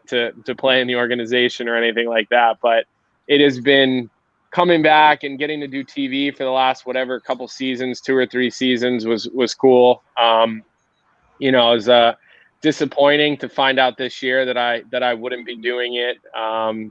You can't really control that type of stuff. So, but it's look, my family was very close with the Snyder family. My mom and Craig Snyder, go back to like being kids. They grew up in the same area. They were boyfriend and girlfriend in high school and college. And, my mom was drinking out of the cup when they won in 73, was it? 74. She was in the locker room getting a drink from the cup and around the Snyders. And, we still keep in touch with Jay and Craig, so I've always felt sort of this connection to the team and, always sort of was almost envious of not being able to be like part of the alumni group and because it is a great alumni group and it's a great group of guys. So it's something I'll stick. I still live in the area and I'll try to chime in here and there on Twitter to give a point of view and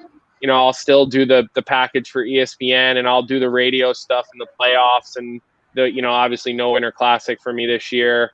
I haven't heard if I'll be doing the Tahoe games on the radio or not for the national radio stuff, but hopefully it won't be the end of the road for me physically, covering the team, because I do enjoy it and it's definitely it's a good organization and everyone's been even like the Alumni Association, Brad Marsh. I mean, even Riley and I have talked about doing some stuff together, and everyone's treated me like I'm like the step brother that, like, they're kind of like, he's not so bad. He's a little not so bad. Right. So it's a good group and a good organization to be around. Yeah. Yes. But for you, Colby, even though you didn't get a chance to play for the Flyers, which, by the way, I'm going to call them out for that. How dare you not draft Colby when you had the chance? They probably made the right decision looking back. Come on now. You're too hard on yourself, brother. Not a lot of people get to skate on NHL ice. Yeah, a lot of players out there. But I just wanted to know, Colby, what was your favorite memory, playing in the NHL? Because you did get your chance to play. I know you played for Colorado, and you did have an opportunity. You were brought up for the 2011 Boston Bruins playoff run. Yeah, I was lucky. I got called up like maybe 2 weeks before the season ended or something like that, and like I got to take warm-ups a couple of times, and that was about as far as that went. I thought I might luck my way into a playoff game when Big Z went down with the flu. But Shane Knighty stepped in and fit the bill for us, as I probably would have done the same thing had I been Claude Julien, bringing in the veteran like that. But I mean, look, I remember my first game. I remember that little stretch of games I did play in Colorado. I got to play with Adam Foote. That year, Joe Sakic had just retired, but he came out in training camp. He played in some of the scrimmages, and that was also the year Peter Forsberg decided to try to come back for a couple of weeks and see if his ankle was still good. So, all these guys that I played video, like literally like idols that I used to be like in the video game in Sega, and like Forsberg and Sakic and Hayden, but like I just like like that was cool. Getting to be around those guys. I mean, Milan Hajduk is like one of the happiest, nicest guys I've ever been around. Just loves hockey, loves being around the rink, loves being around the boys. Our team trip that year in the end of preseason, once they kind of narrowed the roster down, and I'm sure you guys did this too, Riley, but we played a game in Vegas against the Dallas Stars. It was like a thing every year, or not the Dallas Stars, sorry, against the LA Kings. It was Avs Kings in Vegas, and just like we got 3 days as a team in Vegas, like a team bonding trip. And I mean, that was a lot of fun. I mean, I got the room with one of the veteran players and spent time with Adam Foote. And like, the older guys see, okay, we got a couple of new young guys. We got to bring them along a little. And, it was all of those different things were pretty cool. It's hard. I mean, look, lifting the Stanley Cup was obviously incredible. I mean, they gave me a ring. The jury's out whether I should have got one or not, but the experience of that was pretty cool. I obviously, as an athlete, you're competitive, so you want to play. I mean, you're happy for your team, but you want to be out there. You want to make a play. You want to contribute, more than just in practice and basically like being a cheerleader. And every guy's got to fill a role. And some years they dig into those rosters and need them more than others. But my shining moment personally with hockey has got to probably be in college when we won the national championship. Like that was fun to be a part of that, to be a key player involved in that. We had a big comeback that year. I was surrounded by my best friends in the world that I'm still best friends with. So that was actually probably for me, like my best hockey moment. That would probably trump even, my first game in the NHL. But nonetheless, the game of hockey has been kind to me, opened a lot of doors, and afforded me a lot of opportunities. So it's why I still like to be involved, because I do owe some gratitude, back, and I try to give it. So awesome, and wrapping up everything. How are you guys doing on time? Are we good to keep going, or is it good to wind this one down? I'd be cool with you guys winding it down. I'm up way past my bedtime. Yeah, Okay. That's why I was asking. Yeah. Cool. Don't feel too bad. Well, I'll ask you boys to the same question as a parting shot. You got any Super Bowl predictions? I don't. No, no, not any good ones. No, for sure. No, I'm not enough football fan to give my perspective on that. So I'll just enjoy the Super Bowl commercials. I'd like to see Tom Brady win again. I think I just appreciate a guy who's that good. It's like watching Tiger Woods golf, or it's like, whoever. I mean, I don't know which hockey player, but I appreciate guys who are that good. And I think where I fell short in sports is like taking your foot off the gas once you get there. And so getting there is not the hard part. Staying there is the hard part, which I think a lot of NHL guys will tell you that. So like when I see a guy who's been that great for that long in Tom Brady, I admire that. And so I usually I'm rooting for Tom Brady when he's in a big game. Hard to bet against him. Yeah. With his track record. Yeah. Brian, you got a last question for Colby and Riley? Well, more for Riley. I'm curious. Of all the guys that you fought in the NHL, who is probably not necessarily your favorite, but who was the guy you were always looking forward to seeing? Well, there was a few guys more in my weight class that I actually look forward to fighting or playing against because I knew they were gamers and I probably had a run with them in the minor leagues. But a guy like Sean Thornton that I think Kobe probably had an opportunity to play with there, who I fought a bunch in the minor leagues, and he's roughly my size, or was my size when I was fighting him. So look forward to those types of scraps. Guy like Cam Jansen, Aaron Asham.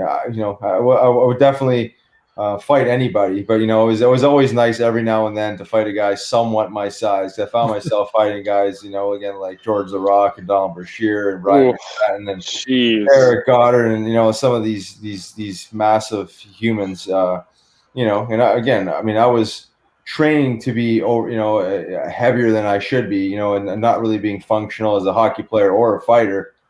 Floating in between 250 and 220 pounds, where I'm floating around 185 pounds right now. So, it was just like one of those things, like, the smaller type of heavyweights where it was nice to get into a battle with those guys because I could open up a little bit more and be a little bit more, say, aggressive. But there was no easy fight in saying that, right? I mean, as soon as you go into the fight thinking that it's going to be easy, that's usually when you get knocked out. But, it was just a different type of fight versus fighting guys that are, 40 pounds heavier than you, and you have to have a completely different strategy. So, yeah, I think those guys probably for sure. Andre Waugh, I can throw him in the mix. Awesome. Yeah. Brian McGrattan. I played with Gratz in the American League. Oh, man. Yeah, right. He was a scary guy. Even as his teammate, like I would steer clear of him. I mean, he was a scary guy. Oh man, that's great. You gotta love it. The guys that you remember them. You definitely remember them. You can't forget them. But and my final question to you guys. Final one for me. Colby, watching on television, watching him grow, and Riley, you actually getting a chance to play with him. We talked about Giroux earlier.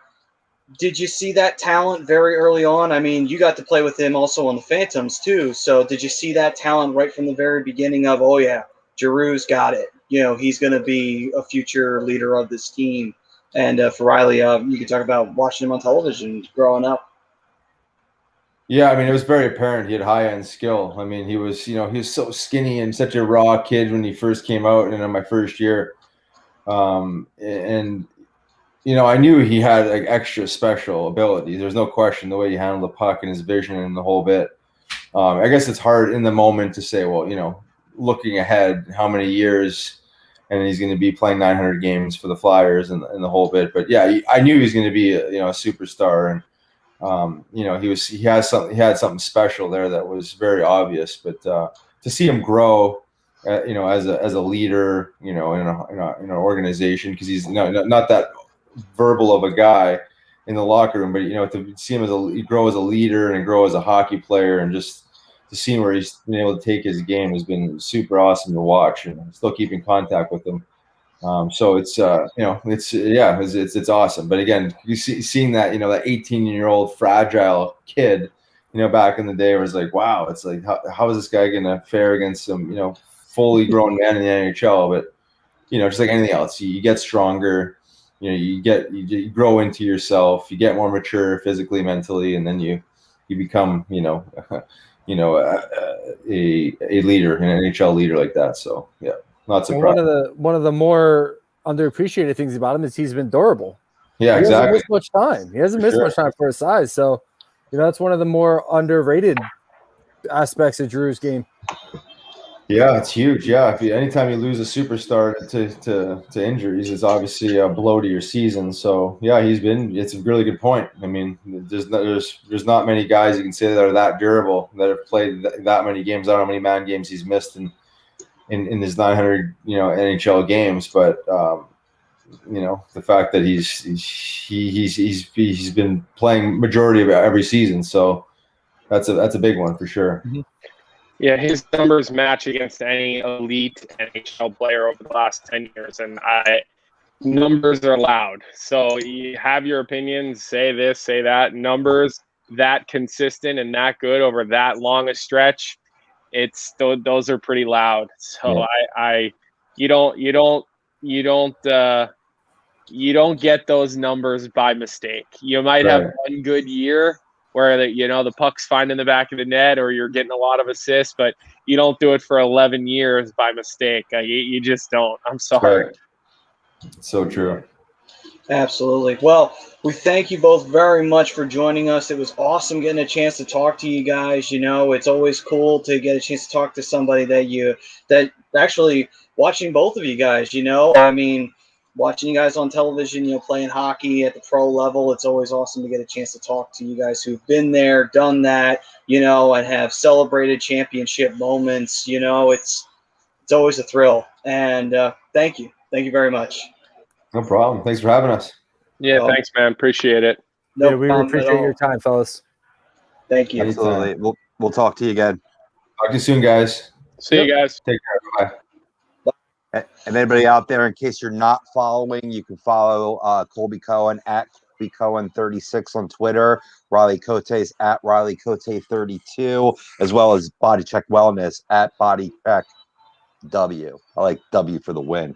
You can also check Riley out with, I believe it's Derek Settlemeyer on the podcast Nasty Knuckles as well, where you can get all your podcasts as well. Oh, yeah, definitely. All right then, guys. So, yeah, Body Check Wellness. Riley was on with us, 40% off. We also have a special box going away of THC-free wellness box, and there's the graphic for it. Earlier on in the show, we had Riley going into the details of the products that you can get there that are THC-free, but they are great. It's 40% off, $150 in savings, and it was definitely awesome to have them on and to have an opportunity to hear directly from Riley, not just about his time as a player, but also hearing him directly about these products. Great stuff to hear from him, get the inside of how everything's going there. And then on top of it as well, Colby getting a chance to see and hear his stories about playing in the league, and whether it was the AHL or the NHL, it's still pretty awesome at the end of the day. Priz, you know what, man? I saw your question. I apologize. I meant to ask that to them, but we were wrapping it up there, and I didn't want to keep them on any longer because, yeah. So sorry about that, Priz. You had your moment with Pronger. You can't have your moment with everybody. Don't be greedy. Share the wealth. I just love our guests where, like, when we talk to Riley, it's like, yeah, do like 15, 20 minutes, talk about Body Check and this and that. And then Colby would come on. Not only did they both stay like hour, beyond an hour longer, but I love when our guests ask each other questions. Yes. That's just a fantastic interview. And it was Thank cool. you. And thank you, Chrome. Thank you, Chrome, who you can find on Lazy Booking with me. And you can also find him on In This Very Ring every time he wants to torture Andy, which is often. So trust me, it is definitely worth chiming in for that one. You can also catch Chrome on Birds of a Feather and After Dark as well. That as well. And also, by the way, folks, we've got a big interview coming up on Lazy Booking. Might as well plug that while we're here. And thank you, Chrome. And we got a big interview coming up on the 14th, I believe. If I'm wrong, Chrome will blast me on the chat. But we got that coming up. It's the 16th. The 16th. Thank you, Frank. Sorry. And that was a great interview, by the way. I loved how everything went tonight. Thanks, Frank. Thank you, Frank. I'm still here. You're still here. You're still here. Oh my God, that's great. Well, anyway, Shanghai. Don't get it twisted. We're happy to have you. Don't get it twisted. We're happy to have I haven't had this cut since October, so. We got Shaggy recipe right here. Nice, I like it. Hey, listen, be happy you have it because you know what? Back here, it ain't that thick. Just shave it, boys. Mine's going away too. It's a lot less work. Just shave it. But anyway, yeah. So, but yeah, Chrome and Frank are right. The 16th, ladies and gentlemen, the living legend Larry Zbyszko will be live on Lazy Booking. So, if you were a fan of WCW back in the day, you might remember him. And if you're a little bit older than that, you may have remembered his AWA days and the days he had in the territories in the NWA. So. And Chrome's saying, talk to Larry tonight. He's excited to hop on with us, and nice. It's gonna be awesome, guys. So check that out. But so with that, guys, Chris saying, I love knowing every part of this organization's history. That was a treat. Get Dave Brown next. Yeah, I love hearing their stories, but I love hearing their analysis of the current team. I mean, that's what Colby does for a living, but certainly Riley as well. Just getting their take and really commenting on, what they're doing well, what the Flyers are doing well, what they need to do better in order to remain in that top four. That was interesting to hear, and interesting to hear that, things happen in the game, right? I was with the collapse party, and now I'm off the bandwagon. You can hate me too, right? Freaking, this team does need to play a little bit better defensively. I mean, that's an understatement. But in terms of that game last night, you speak to that, Brian. I was just setting you up. To which part? Well, in terms of the collapse part of the game. Oh, you mean the bad bounce that the Flyers had because it went off a player's leg right to Pasta? That collapse? Yeah, I mean, like it was interesting that we were talking that poor puck luck, referees, improper calls, bad calls, what have you, are going to happen. You still have to overcome them. You still need to be in the proper position to eliminate, the possibility of, Pasternak, coming in wide open on the goaltender, Bergeron in overtime. You got to blame Proby there for not being in proper position. A lot of fingers to point, but I don't know. It's one of those. No, I absolutely agree because you know what? You're spot on because there's so many fingers to point from last night. Like my biggest finger I'm pointing right now is at the penalty kill. They had the second goal that Pasternak had. The power play probably lasted about 5 seconds, if that. Boston made 3 passes and they had a wide open net. 3 passes, they had a wide open net. Now, I'm not going to give the second one so much because, like I said, it took a bad bounce right to Pasternak. There's not much you can do about that as a defenseman, because you can't predict bounces. You don't know where they're going to go. Right. And on the third one, I half agree with you, Rob. I think that, I think Provy was in a good spot, but I think he just gave Berge a little too much space to work. Right, exactly. Because he got back, but as he was getting back, he wasn't getting back quick enough. So he was in the right area. I think I would have been a little bit closer to Bergeron because how he is, especially in the slot. You can't leave open. You have to be, and Colby said it too in regard to the first goal, right? Yeah, it was an unlucky bounce off the stick of own goal situation, but Gosper's got to be in a better position there. Yeah. You know what I mean? Oh, yeah. I mean, Pasternak's going to burn a lot of people, right? But don't get burned because of improper position.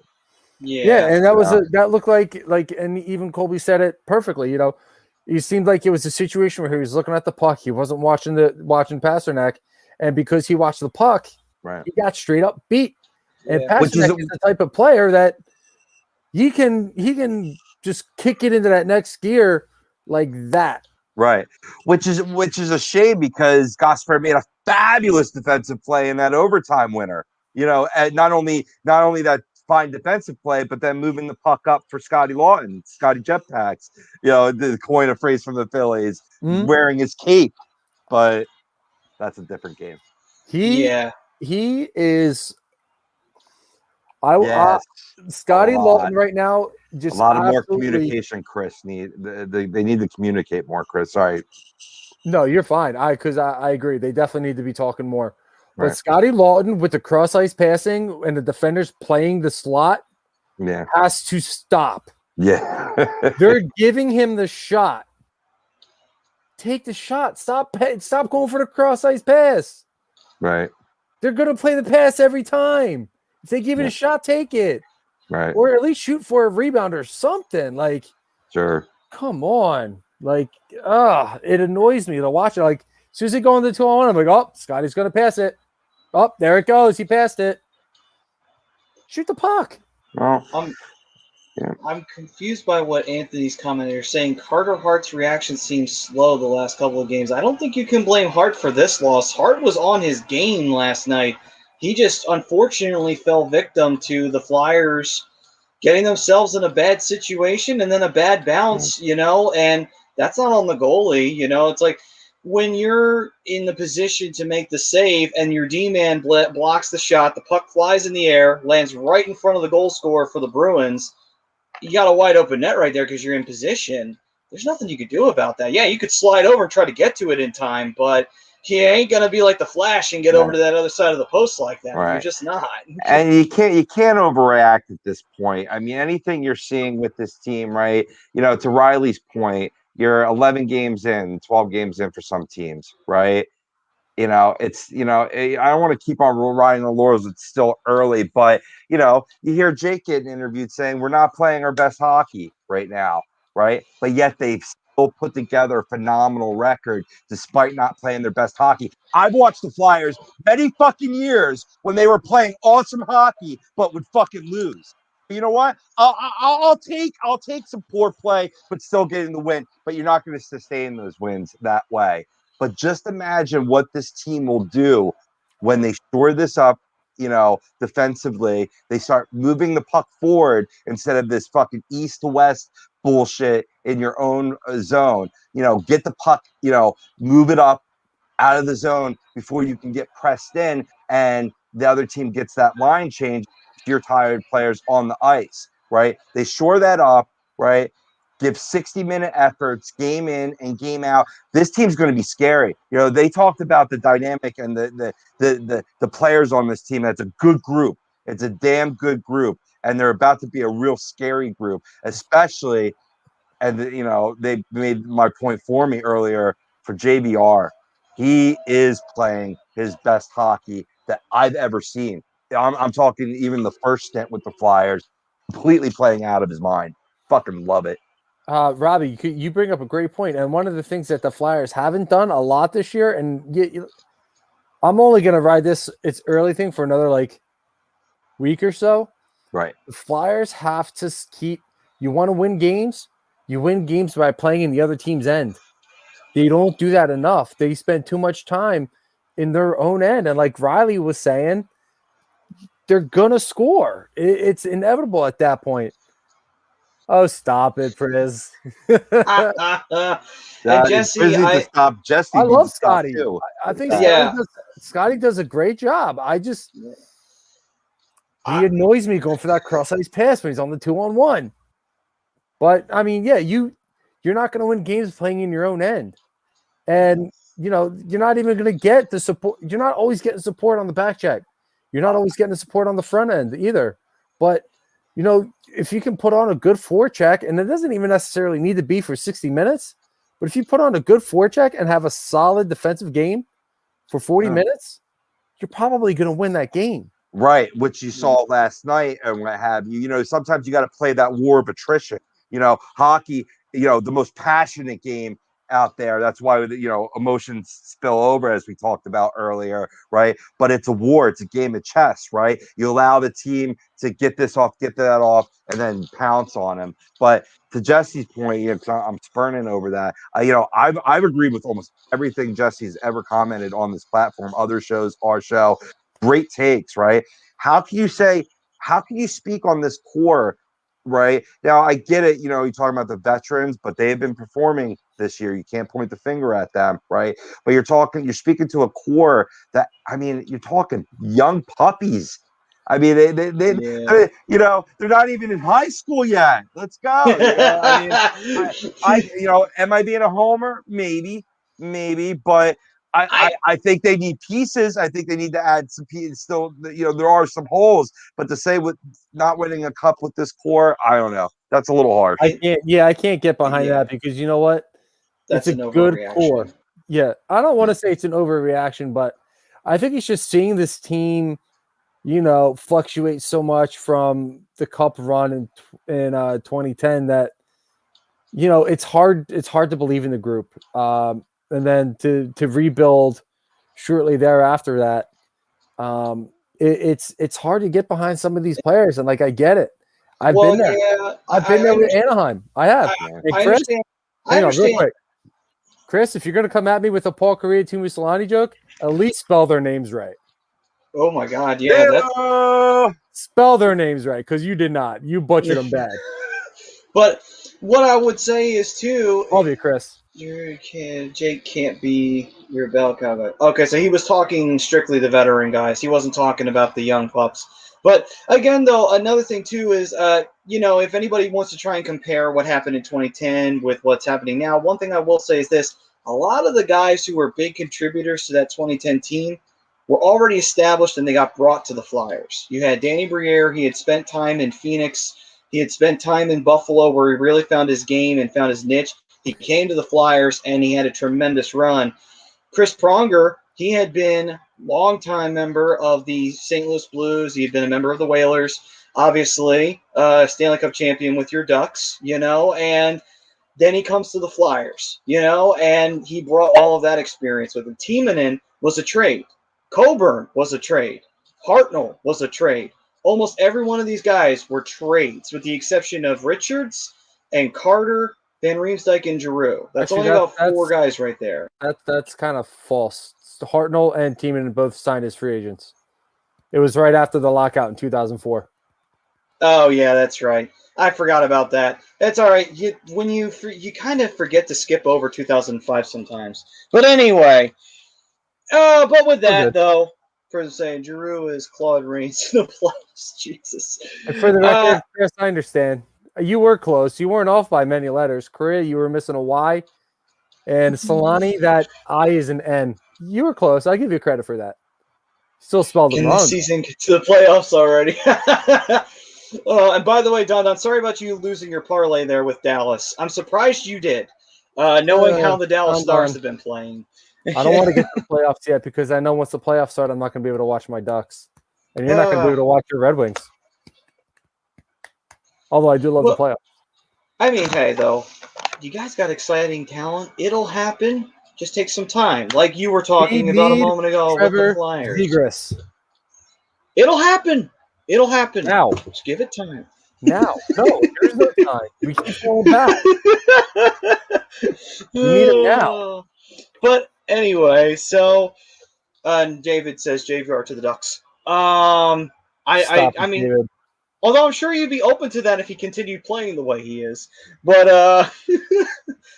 well, with that though, no, you see the thing is, and David, I tell you this week after week, if you go after a guy like JVR, you are completely going up against what the Ducks are building right now, and that is a young team. JVR is not young. Although I was behind you on the Pierre-Luc Dubois, he's young and he's a talented player. I would have traded for him. So I got behind you on that. Yeah. Think more like that.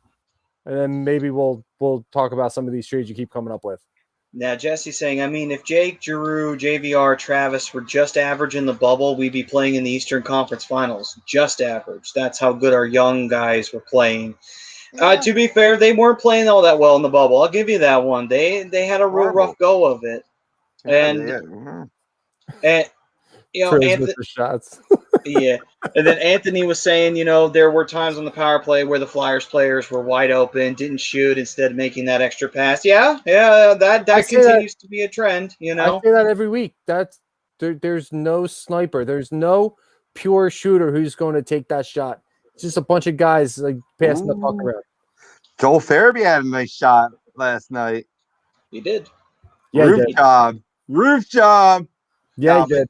You're right, Jesse. They definitely, the veterans, didn't show up in the bubble. There's no two ways about that. You know what I mean? So I'll give credit where credit's due there.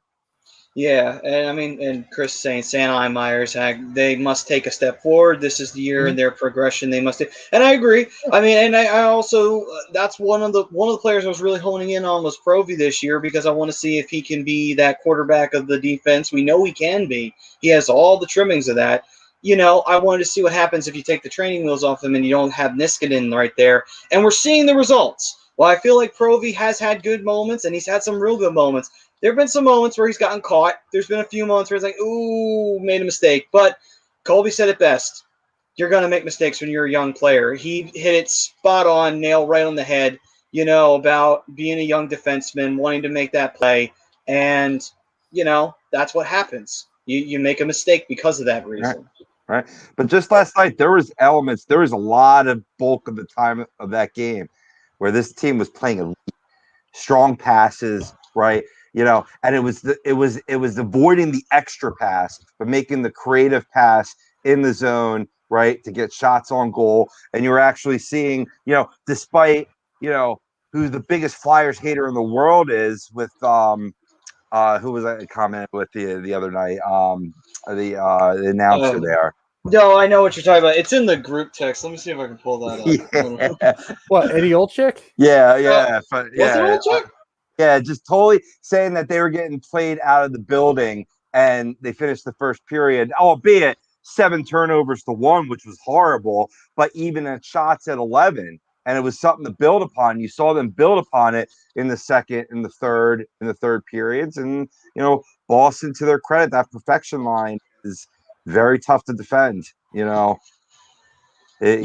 came back and bite them, and they need to play better than that. You know what I mean? Right. You have a 3-1 lead, you need to finish like we were talking about earlier. Right. But if you're gonna throw around the word collapse, to me, a collapse is you get up to like a 5-0 lead by midway of the game and you lose that game 6-5 in overtime. That's a collapse. 3-1 game. That's a one. If you're a football fan, that's a one touchdown. That's a 2. A touchdown, a field goal game right there. You know what I mean? And I'm with you. Like Rob, even to build off of that, you could even say, and I was trying to say this the other night, last night, things got a little. Anyway, okay. Hold on. The first game against Boston, I would say, was more of a collapse. The games against the Islanders were collapses, and I'm going to explain to you why. Because, and this is the big thing, they got outplayed after they had the lead. The Flyers had the lead and completely took their foot off the gas pedal and let these teams back in. That's a collapse. Now, the reason why I don't say last night was a collapse was because bounces went Boston's way. There's not a lot of things you can do about that. Provy was trying to make a play, accidentally puts the puck in the net. Bounce for Boston. They're doing a good job on the penalty kill to end the game. They kill a minute 45 of it. Right. Probably a little bit less. But a blocked shot or a blocked pass causes the puck to go up in the air and right to David Pastrnak. There's nothing you can do about that. Right. They still played up to par with Boston. They were still competing. just didn't have some bounces go their way. That's why I said earlier that the game was stolen instead of lost, if that makes any sense. It does make sense, Brian, because, I'll stick by what I said there is that, puck, you're going to have poor puck luck. You're going to have the bounces not go your way. You're going to have the calls not go your way. You have to overcome that, though. You can't use that as an excuse, but you also can't use that as a reason to be down on your team either, like it was their own damn fault. You know what I mean? If they lost that game because they had 7-1 turnovers in the third period, then you got something there. Yeah. Yeah, I mean, it was one of those things where, and I will say this before we all answer Don's question here. One thing that I will say, because, Brian, you definitely hit the nail on the head with the collapse thing. That's a dangerous tread that's been picking up for the Flyers here. Absolutely. No, absolutely. And I agree with that 100%. Every time, it's every third period, it's only a matter of time before they give this lead up. And it's like, you've got to hold these leads. You cannot keep giving these leads back because we said this about overtime. You can ride the OT magic all you want, but at some point that shit's going to bite you in the ass, and it bit us in the ass last night. Sure, circumstances were a little different of how we got there, but still, you rode the OT magic to win 2 games against the Isles. You snagged 2 victories out of the jaws of defeat. You really did. Then you roll into this OT and you get beat. This is what happens when you rely on the overtime. It can be great to you for a time, but it'll turn and you will get beat at some point. That's how it works in overtime. 1 goal finishes it. That's how it goes. Boys, let me tell you a little bit about my philosophy here, right? Now, you want your team playing like a perfection line. That's I hate that name anyway, right? I love it because it's so accurate with that. It is accurate. That's why I hate it. But, you want to get your game to an excellent level, right? But the joy of it not being there is that you're always working on your game, and work creates hunger, right? When you've gotten to that point, there's only one way to go, and that's down, right? So if you got to keep on working, and this team does have a good work ethic that's instilled from our captain on down, right? You got to continue that work, cause higher hunger, clear your damn zone. Don't, dilly-dally with the puck in your own zone. I'm sorry, I'm harping on the point, but that's what kills me about this team. So they have the opportunities to clear the blue line, and they don't take advantage of it. And it's not just the young players I see with that. I saw Hazy get caught like that. I saw Scott Lawton get caught like that. That's what allows teams to pin you in, and then you look like you're being outplayed when you're really not. You're just playing where you have guys on the ice for a minute and a half, where they have guys that just got on for 15 seconds ago. Of course they're going to be a little faster. Yeah, absolutely. Yeah, no, absolutely. And Jay-Z, Jesse, he absolutely, sums it up. We win the game if we didn't take lazy penalties. Once Boston made it 3-2, the Flyers weren't moving their feet and being lazy with the forecheck. Right. And yeah, that'll spell the end. And to answer Don's question, Prism actually hit the nail on the head with that one of who's been very disappointing. And I agree with Prism. It's the Canucks. Canucks have been really rough to watch. Yeah, they were picking themselves back up, but just watch them play Montreal. It's depressing. It really is. It's like this isn't a game. Montreal's fucking murdering them out there on the ice, just ripping their heart out and roasting them on a fucking spit. It's terrible sometimes. Tyler Toffoli is officially the Canucks daddy. Yeah. Did he have another goal tonight? Actually, let's do that. We haven't done that in a while. We haven't done that in a while. The live scoring update. Yes. I'm going to do a live scoring update. Well, actually, most of the games are probably a final now, but as you're feeding that up, Brian, one of the goals that happened tonight was Alex Ovechkin passed Mike Gardner with his 709th goal, ironically against the Rangers, the team Mike Gardner played for. But the Rangers went on to win that game 4-2 over the Capitals, and they're looking like they're looking better. I hate to say it, but kind of covering them a little bit. I'm seeing a better level of play there, kind of what I expected coming into the season. All right. Yeah, no, absolutely. So a few games were postponed tonight. Obviously, we know COVID protocols now. This is really weird to kind of go over, but Sabres Islanders postponed, Devils Penguins, and Wild and Avalanche were postponed, all for COVID reasonings. But all the other games are in finals tonight. You had the Capitals lose to the Rangers 4-2. I really missed the music.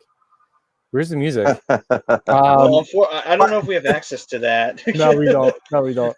I think that's why I give you some time to queue up the music, get up your live scoring feeds. I figured I gave one game and then goes into the other games there. Man, there's intentionality. That's where it goes out the window. Predators beat the Panthers tonight 6-5 in OT. You had the Stars lose to the Blue Jackets 4-3 after the Blue Jackets got trounced by the Stars. Let's just see real quick. I want to see if Lane had his first. Yep, Lane had his first goal as a Blue Jacket. He's picking up his third of the year. Senators beat the Canadiens 3-2. And let's see if Toffoli. Nope. Josh Anderson picked up another goal, his 7th of the year. And Tim Stutzel, continuing to be a top-notch rookie, picks up his 4th of the year as well. Canucks lose to the Maple Leafs 7-3. Hurricanes lose to the Blackhawks by a score of 6-4. And the Coyotes upset the Blues by a score of 4-3. And finally tonight, the Jets beat the Flames by a score of 4-1. Scrolling through the divisions here, Vancouver's a great pick for a disappointing team. I alluded to the one that first came into me because I just had a little higher, maybe too high of expectations for the Rangers. But looking still in that same North Division, Calgary Flames at 4-5-1. Only 9 points in 10 games played. I know, obviously with COVID protocols, dealing with some base, like what we saw with baseball, where my Miami Marlins only played 7 games while other teams had played like 12 or 15. But that's going to come up and be an issue that we didn't really see with the NHL. This is new for them since they had pure bubble, last year in the pandemic. But what do you think, boys? Did you expect higher things from Calgary? Oh, absolutely. Especially going out and getting Jacob Markstrom this past offseason. You're putting your numbers onto a top-notch goaltender who's coming off a great year with Vancouver last year. And, they've been a bit of a disappointment. They've been an underwhelming team. They're showing flashes of brilliance, but at that same breath, they're showing signs that they're taking steps back. I mean, they're not getting steady defensive play. They're not getting a lot of offense. And, it's my same deal with the Islanders. I think, goaltending has been the issue for the Islanders. And, you lose Thomas Greiss. Semyon Varlamov he is who he is. Like, he's not great, but he's not bad. He's going to get you. He's going to win you hockey games. Then you got to get Corey Schneider. I don't know. I think you made a mistake letting go of Thomas Greiss and letting him go to Detroit. But, the Islanders with that potent offense, with the solid defense who knows how to be physical and use the body, and they got the speed up front to be 3-4-2 right now. That's a huge disappointment for a team that's just coming off being in the Eastern Conference Finals just a year ago. Yeah. And Jesse and Anthony anointed Edmonton. Edmonton's had an interesting beginning to their season. I mean, I'm not surprised by those. Yeah. I mean, we knew that they were going to have problems goaltending. We knew that right off the bat, but it got worse for them as time went along. But Edmonton's been rough. I mean are they really that like? I'm sorry to cut you off, Matty, but are they really that big of a disappointment? They're sitting in a playoff spot right now. They are, and it's just weird. I think people would be expecting them to lead the division, and that's why I think they're considering them a disappointment at the end. I mean, what's the thing that we talk about all the time on here, especially with the Edmonton Oilers? They got the offense. We know that. Yeah. They don't have defense, and they don't have a goaltender. They haven't had a goaltender for years. It's been a very long time. They put a lot of money in Cam Talbot, and he had 1 year. True. One really good year. The rest of them, ever since he left Edmonton, he's been solid. Christ, I think the last time who? Victor Ross or Victor Fost? He didn't do much. Yeah, true. I mean, they've had their problems with goaltending, but I think the last time Edmonton had a goalie that you kind of felt like you could put your trust in, it was Dwayne Wallison. Cool. That's a long time ago, and I will say this now: Dwayne Rolson was an underrated goalie for his time. He was actually very, very good and very consistent. And it's just a shame he never actually won a cup, but he got the Lightning before they became what they were to the Eastern Conference Finals, and they hadn't made the playoffs in like 3 years. So that tells you a lot about the kind of goalie he was. It's spot on, Priz, because it's the truth. They don't have the depth of defense. They got a couple good defenders. Darnell Nurse being number one, but your goaltender is not great, and your goaltender is only going to be as good as your defense is. If you got a solid defense, you'll have a solid goaltending every night. But they don't have solid defense. They have a below average defense. Yeah, so it's been an issue for them for a while, and that's what you get from constantly going forward, draft after draft after draft. When you have these high picks, you got to balance out. I mean, you got to blame the upper organization there. Mm-hmm. Absolutely, completely agree. Yeah, it's an issue with the front office, obviously putting more faith in Edmonton's offense and building around McDavid and Draisaitl, which I completely get. But all your firepower is up front. You have nothing on the back end. So you're gonna win shootout games, but at the same breath, some of those low scoring games, you're probably gonna wind up losing. Yeah, you're right. You're definitely right. But let's see here. One last thing we'll talk about before we call this one a night, guys. In total, overall, we're about 10 games / 11 games deep into the season.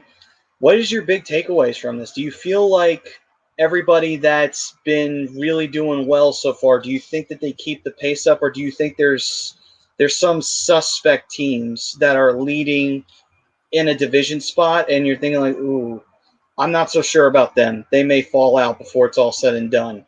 Or do you feel like maybe everybody's legit right now? Just to close it all out. Rob, you go first, buddy.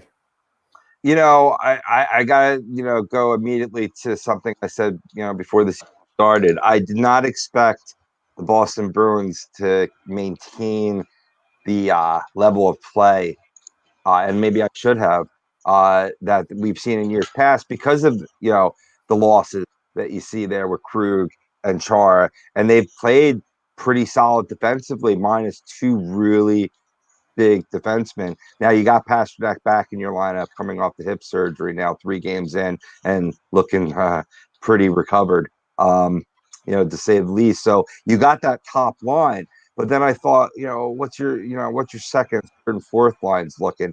And they've been playing tough as well. So I think that, they've turned me around where they're there and they're there to stay in the top 4. And that's going to, we already talked about like a good team or maybe even 2 out of the East aren't going to make the playoffs because of this year's format, right? Well, I was sort of using a scapegoat there with Bruins being one of them because of, that whole storyline.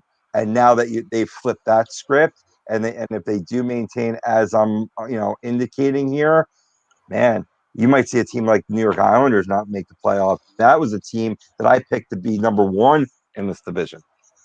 Yep, and that's exactly where I was pretty much going to go. Is, I aside from a couple teams being in the bottom, I mean, I know the Dallas Stars have to pretty much gain some ground back. Otherwise, they're in a playoff spot.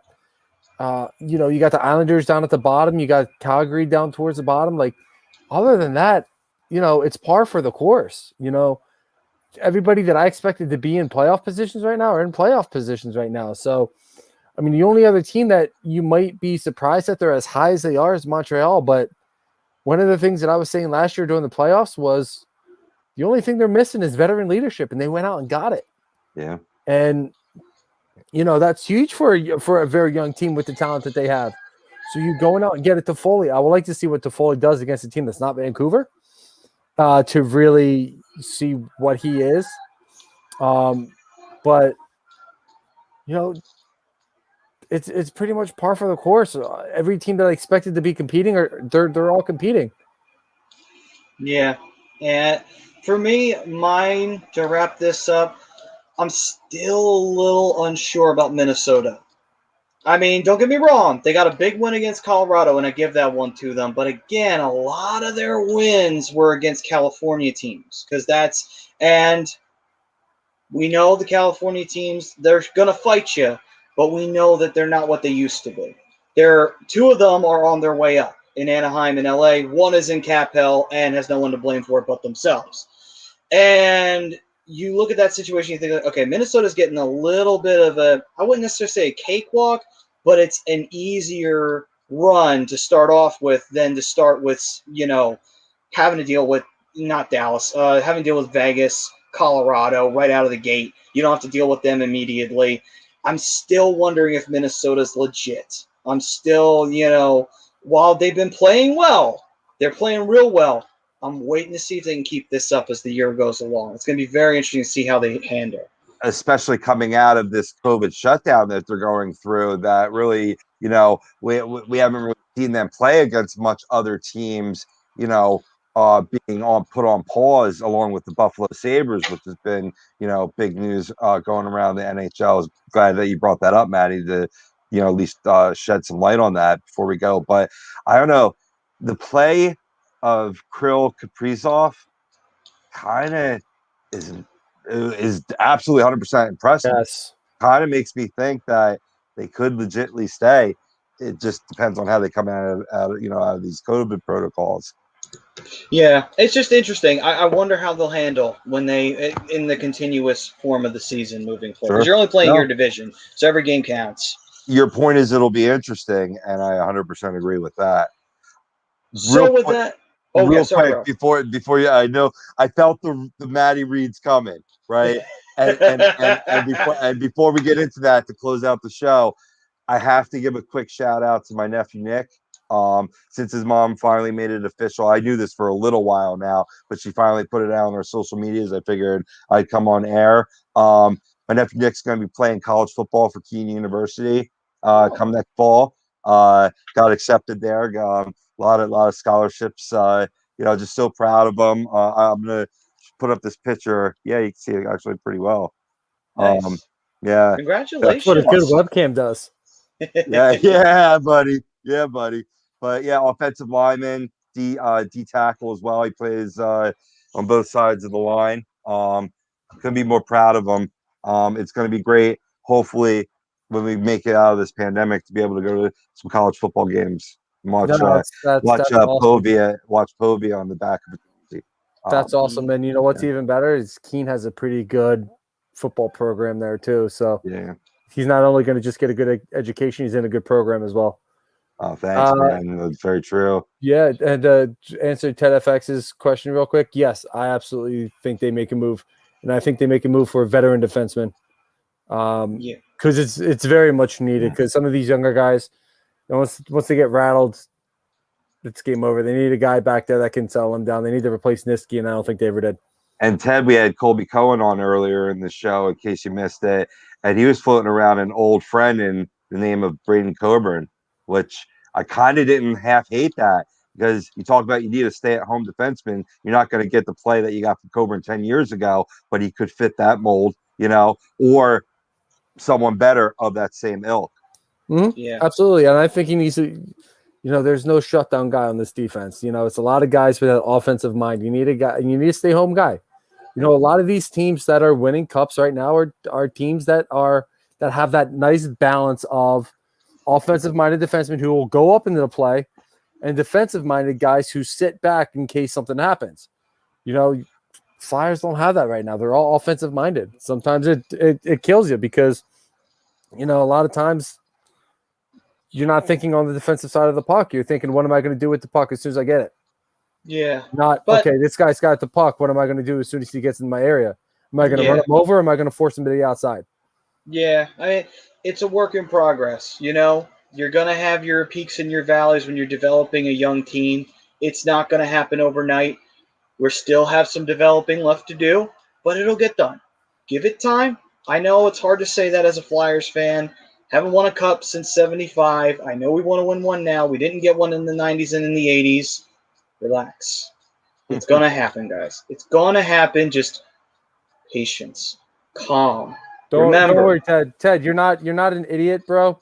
Because you were right. We had both. We had Riley Cote on tonight, and we had Colby Cohen as well. So you were right. You were absolutely spot on, bud. Cam York, not yet. He's not ready. Yeah, not yet. And He's Chris, good. He looked good. He looked good in World Juniors, but not yet. and All right, Chris, man. Let's go. and Chris, to answer that one, I think the NHL will finish the 56 games. I don't think they're gonna risk canceling the season because they've already poured so much into getting the season going in the first place. They also intensified their COVID protocols as well today. So yeah. So with that, guys, we thank I like you. that, Jesse. I like that idea, Keith Yandel. Anyway, We thank you for joining us for this edition. Because when I thought you were out, Jesse, you're back in. You're back in with Keith Yandel. So we thank you guys for joining us. Everyone who was chiming in, Jesse, Ted, Priz, everyone. You know, we want to thank you guys for chiming in. Eileen, we didn't get a chance. Hopefully you're doing well. Hopefully DB's doing well out there. Hopefully he watched tonight. But with that, though, guys, thank you for joining us. We love you so much. You guys make everything possible here. Without you, we would be nothing. Just three dumb schmucks from New Jersey talking hockey. And we very much appreciate it. I'm not a schmuck. That's just what people think New Jerseyans are. So relax. I am dumb. Anyway. I'm dumb. I'm not a schmuck, though. I am dumb. But anyway, if you wish to support this show as well as the entire station, you can do that. You can get nice shirts like this, by the way. Where can they get them, Brian? Go to PhillyDrinkers.com, Philly Drinkers LLC. Get all your ATD merch there. All kinds of great stuff out there. I got a message from Alex earlier today. If you got the Nike ATD hoodie, they're on their way. He promises. He's getting a little backed up on some of the orders, but you're going to get them. He's saying they're going to be the best hoodie you ever get, and you're never going to buy another one. Get all kinds of stuff, socks, blankets, hats, show shirts if you want to support a specific show, mainly the Hockey Happy Hour. But yeah, head over to PhillyDrinkers.com for all your A2D merch. Absolutely. We were also brought to you by Specialized Physical Therapy. Dr. Paul Vidal can take care of you. If you've got any aches and pains, visit him and make an appointment at www.specializedphysicaltherapy.com, and you can head to one of his locations in Cherry Hill or in, Burlington or Princeton, New Jersey? Burlington. Thank you. Oh, I'm so used to that Princeton one. I knew it would get me eventually. But anyway, on top of that as well, we had a real big situation that happened. Unfortunately, a fire did happen down in Ocean City, and it did unfortunately affect one of our sponsors, and that is allcampusoc.com. Unfortunately, we don't know the extent of the damage. He was on agree to disagree to talk about it.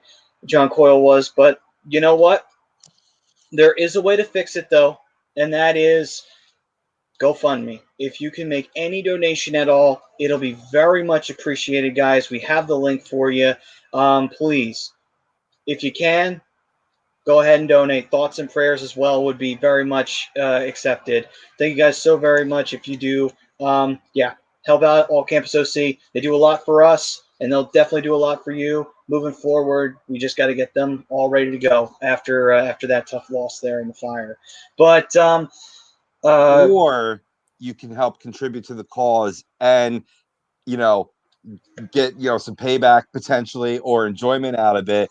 HG selling Super Bowl boxes. I'm not sure. There may be a few left.